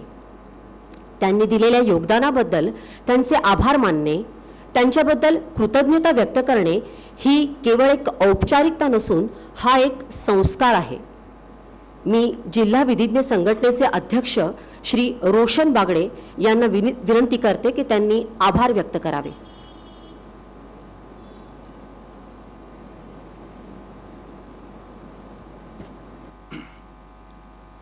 न्यायाच्या तत्वावर उभ्या असलेल्या आणि न्यायदानासाठी अविरत कार्यरत असलेल्या भारतीय न्यायव्यवस्थेला मी प्रथमतः वंदन करतो. मंचावर उपस्थित माननीय पाहुणे, आजच्या कार्यक्रमाला आवर्जून उपस्थित राहिलेले समस्त निमंत्रित पाहुणे आणि या न्यायालयात दिवसरात्र न्यायासाठी झटणाऱ्या माझ्या वकील बंधू आणि भगिनींनो, आज या शुभ समयी आपण सर्व या भव्य दिव्य उद्घाटन सोहळ्याचे साक्षीदार होऊन या सुवर्ण कार्यक्रमाच्या शेवटच्या टप्प्यावर येऊन पोहोचलेलो आहोत. बांधवांनो, न्यायालयीन क्षेत्र हे वेळेच्या बाबतीत अतिशय शिस्तबद्ध व व्यस्त क्षेत्र म्हणून ओळखले जाते. परंतु या अतिशय व्यस्त वेळापत्रकातून सुद्धा विचार मंचावरील पाहुण्यांनी आपला बहुमूल्य वेळ या कार्यक्रमाला देऊन या कार्यक्रमाची शोभा वाढविली आहे. त्यामुळे जिल्हा वकील संघटनेचा अध्यक्ष या नात्याने तुम्हा सर्वांच्या वतीने आजच्या मान्यवर पाहुण्यांचे आभार मानण्याची जबाबदारी माझ्यावर सोपवण्यात आली आहे. जसे पावसाच्या थेंबाने धरती सुगंधित होते आणि सुखावते, अगदी तसेच चांगल्या माणसाच्या सान्निध्याने जीवन आनंदी होते आणि नाते घट्ट होते. म्हणून तुमच्यासारखी चांगली माणसे भेटणे म्हणजे योग्य भाग्यच असते. तुमचे प्रेम, आपुलकी, जिव्हाळा असाच राहो हीच सदिच्छा आपल्याने असल्याने तुमचे आभार मानणे क्रमपात्र ठरते. सर्वप्रथम मी ज्यांच्या शुभ हस्ते या दिव्य आणि देखड्या इमारतीचे उद्घाटन झाले असे सर्वोच्च न्यायालयाचे न्यायमूर्ती श्री भूषण गवई साहेब यांनी त्यांच्या अतिशय व्यस्त वेळापत्रकातून त्यांचा बहुमूल्य वेळ काढून या कार्यक्रमास उपस्थित राहून त्यांच्या मौलिक मार्गदर्शन व पदस्पर्शाने आजचा कार्यक्रम अविस्मरणीय केला, त्याबद्दल मी त्यांचे मनपूर्वक आभार मानतो. एक व्यक्ती म्हणून जगण्यापेक्षा एक व्यक्तिमहत्व म्हणून जगा, कारण व्यक्ती ही कधीतरी संपते परंतु व्यक्तिमहत्व हे सदैव जिवंत राहते. असेच उत्तम व्यक्तिमत्वाचे धनी व ही इमारत उभी होण्यास ज्यांचा सिंहाचा वाटा आहे असे केंद्रीय रस्ते महामार्ग मंत्री विकास पुरुष आदरणीय नितीनजी गडकरी साहेब यांनी सुद्धा आपल्या व्यस्त दिनचर्येतून या कार्यक्रमास उपस्थित दर्शवून आमचा आनंद द्विगुणित केला. याबद्दल मी आयोजकांच्या वतीने त्यांचे सुद्धा मनपूर्वक आभार मानतो. ज्यांच्या ओजस्वी कारकिर्दीत ही इमारत मंजूर होऊन या इमारतीची पायाभरणी झाली व ज्यांच्या कुशल आणि दूरदृष्टी नेतृत्वात या इमारतीचे कार्य पूर्णत्वाला आले व ही इमारत उभी होत असताना आलेल्या प्रत्येक अडचणीवर ज्यांनी मार्गदर्शन करून तोडगा काढला असे महाराष्ट्र राज्याचे सन्माननीय उपमुख्यमंत्री तथा विधी व न्यायमंत्री महाराष्ट्र राज्य आदरणीय देवेंद्रजी फडणवीस साहेब यांनी सुद्धा आपला बहुमूल्य वेळ आम्हाला देऊन या ओजस्वी कार्यक्रमास एक वेगळा आयाम प्राप्त करून दिला, त्याबद्दल मी त्यांचे सुद्धा हृदयपूर्वक आभार मानतो. बांधवांनो, जेव्हा या इमारतीच्या उद्घाटन सोहळ्यास केंद्रीय मंत्री श्री नितीनजी गडकरी आणि महाराष्ट्राचे सन्माननीय उपमुख्यमंत्री श्री देवेंद्रजी फडणवीस यांना निमंत्रित करण्याचे ठरले, तेव्हा तब्बल 15 दिवस या मान्यवर महोदयांची वेळ व सवडीचा दिवस मिळावा म्हणून आम्ही प्रयत्नरत होतो, परंतु यश मिळत नव्हते. राजकीय क्षेत्रात एक राज्यात तर दुसरे केंद्रात आमच्या नागपूरची शान असणारे हे दोघेही दिग्गज नेते आमच्या कार्यक्रमास यावे अशी आमची मनोमन इच्छा होती, परंतु त्यांच्या व्यस्त व नियोजित दौऱ्यामुळे आमच्या स्वप्नावर पाणी फिरेल की काय असे वाटत होते. सगळे आयोजन समिती तणावात होती. शेवटी आम्ही नेहमीच आमच्या समस्येचे व अडचणीचे समाधान ज्यांच्याकडे असते असे सन्माननीय न्यायमूर्ती भूषणजी गवई सरांशी संपर्क केला व या अडचणीबद्दल अवगत केले आणि त्यानंतर माननीय गवई साहेबांनी तारेवरची कसरत करून या दोन्हीही मान्यवर मंडळींना आजच्या कार्यक्रमासाठी उपलब्ध करून देण्याचा कठीण योग घडवून आणला. त्याबद्दल टीम डिबे पुनश्च एकदा माननीय गवई साहेबांचे हृदयपूर्वक आभार मानते. हिऱ्याशिवाय महत्व नाही गोंधळाला, हिऱ्याशिवाय महत्व नाही कोंदणाला, गोडीशिवाय महत्व नाही उसाला, अगदी तसेच अध्यक्षाशिवाय महत्व नसते कार्यक्रमाला. त्यामुळे माननीय न्यायमूर्ती श्री संजय गंगापूरवाला प्रभारी मुख्य न्यायाधीश उच्च न्यायालय मुंबई यांनी आमच्या विनंतीस मान देऊन आमचे निमंत्रण स्वीकारले व या उद्घाटन सोहळ्याचे अध्यक्षस्थान स्वीकारून आम्हाला मौलिक मार्गदर्शन केले. त्याबद्दल आयोजकांच्या वतीने मी त्यांचे सुद्धा हृदयपूर्वक स्वागत करतो. ही इमारत उभी होण्याच्या संबंध प्रवासात येणाऱ्या प्रशासकीय व इतर अडचणीवर मात करण्यासाठी ज्यांनी नेहमीच पुढाकार घेतला व आम्हाला सहकार्य केले असे मुंबई उच्च न्यायालयाचे सन्माननीय न्यायमूर्ती श्री सुनील शुक्रे सर, श्री अतुल चांदूरकर सर यांनी सुद्धा आपला बहुमूल्य वेळ देऊन या कार्यक्रमाची शोभा वाढविली. त्यामुळे मी त्यांचे सुद्धा मनपूर्वक आभार मानतो. मुंबई उच्च न्यायालयाच्या नागपूर खंडपीठाचे सन्माननीय न्यायमूर्ती श्री वाल्मिकी मेनेझेस व प्रमुख जिल्हा व सत्र न्यायाधीश माननीय न्यायाधीश श्री श्रीनिवास अग्रवाल सर यांनी सुद्धा आपला बहुमूल्य वेळ देऊन आम्हाला मार्गदर्शन केले. त्यामुळे मी आयोजकांच्या वतीने त्यांचे सुद्धा मनपूर्वक आभार मानतो. या कार्यक्रमाला आवर्जून उपस्थित असलेले सर्वोच्च न्यायालयाचे माजी न्यायमूर्ती श्री शिरपूरकर साहेब, उच्च न्यायालयाचे माननीय न्यायमूर्ती अनिल किल्लोर, माननीय न्यायमूर्ती अविनाशजी घरोटे, माननीय न्यायमूर्ती भरत देशपांडे सर, माननीय न्यायमूर्ती श्रीमती मुकुलिका जावळकर मॅडम, माननीय न्यायमूर्ती US जोशी फाळके मॅडम, माननीय न्यायमूर्ती GN सानप सर, माननीय न्यायमूर्ती MW चांदवानी सर यांनी सुद्धा वेळातला वेळ काढून या कार्यक्रमाला उपस्थिती दर्शविली. त्याबद्दल मी त्यांचे सुद्धा मनपूर्वक आभार मानतो. प्रमुख जिल्हा व सत्र न्यायाधीश श्री श्रीनिवास अग्रवाल सर व जिल्हा व सत्र न्यायाधीश नंबर 1 श्री सलमान आझमी सर यांनी वेळोवेळी संबंधित अधिकाऱ्यांकडे विविध कार्यालयातून ना हरकत प्रमाणपत्र तसेच संबंधित कागदपत्र मिळवण्यासाठी अथक परिश्रम घेतले. त्यामुळे मी त्यांचे जिल्हा वकील संघटनेच्या वतीने आभार मानतो. तसेच ज्यांनी भव्य दिव्य इमारतीकरिता संबंधित कार्यालयामध्ये जाऊन वेळोवेळी पाठपुरावा केला असे ॲडव्होकेट उदय डबले व जिल्हा वकील संघटनेचे माजी अध्यक्ष ॲडव्होकेट कमल सतुजा व माजी महासचिव ॲडव्होकेट नितीन देशमुख आणि त्यांची टीम यांचे सुद्धा मी मनपूर्वक आभार मानतो. तसेच आम्हाला वेळोवेळी मार्गदर्शन व सहकार्य करणारे उच्च न्यायालयाचे वकील ॲडव्होकेट श्रीरंग भांडारकर सर व ॲडव्होकेट फिरदौस मिर्झा सर यांचे सुद्धा मी मनपूर्वक आभार मानतो. तसेच आज उच्च न्यायालयाचे वरिष्ठ वकील advocate SK Mishra sir, advocate RL Khapre sir यांचे सुद्धा मी मनपूर्वक आभार मानतो. या भव्य दिव्य उद्घाटन सोहळ्याकरिता आपण आवर्जून उपस्थित राहिलात त्या उद्घाटन सोहळ्यांच्या आयोजन समितीचे प्रमुख माननीय न्यायाधीश श्री झपाटे सर, जिल्हा व सत्र न्यायाधीश क्रमांक 2 व या आयोजन समितीमध्ये ज्या सन्माननीय न्यायाधीश महोदयांनी हा सुवर्ण समारंभ घडवून आणण्यासाठी आम्हाला सतत मार्गदर्शन केले, त्या सर्व सन्माननीय न्यायाधीश महोदय, सर्व वरिष्ठ वकील बांधव व माझे जिल्हा वकील संघटनेचे पदाधिकारी यांचे सुद्धा मी मनपूर्वक आभार मानतो।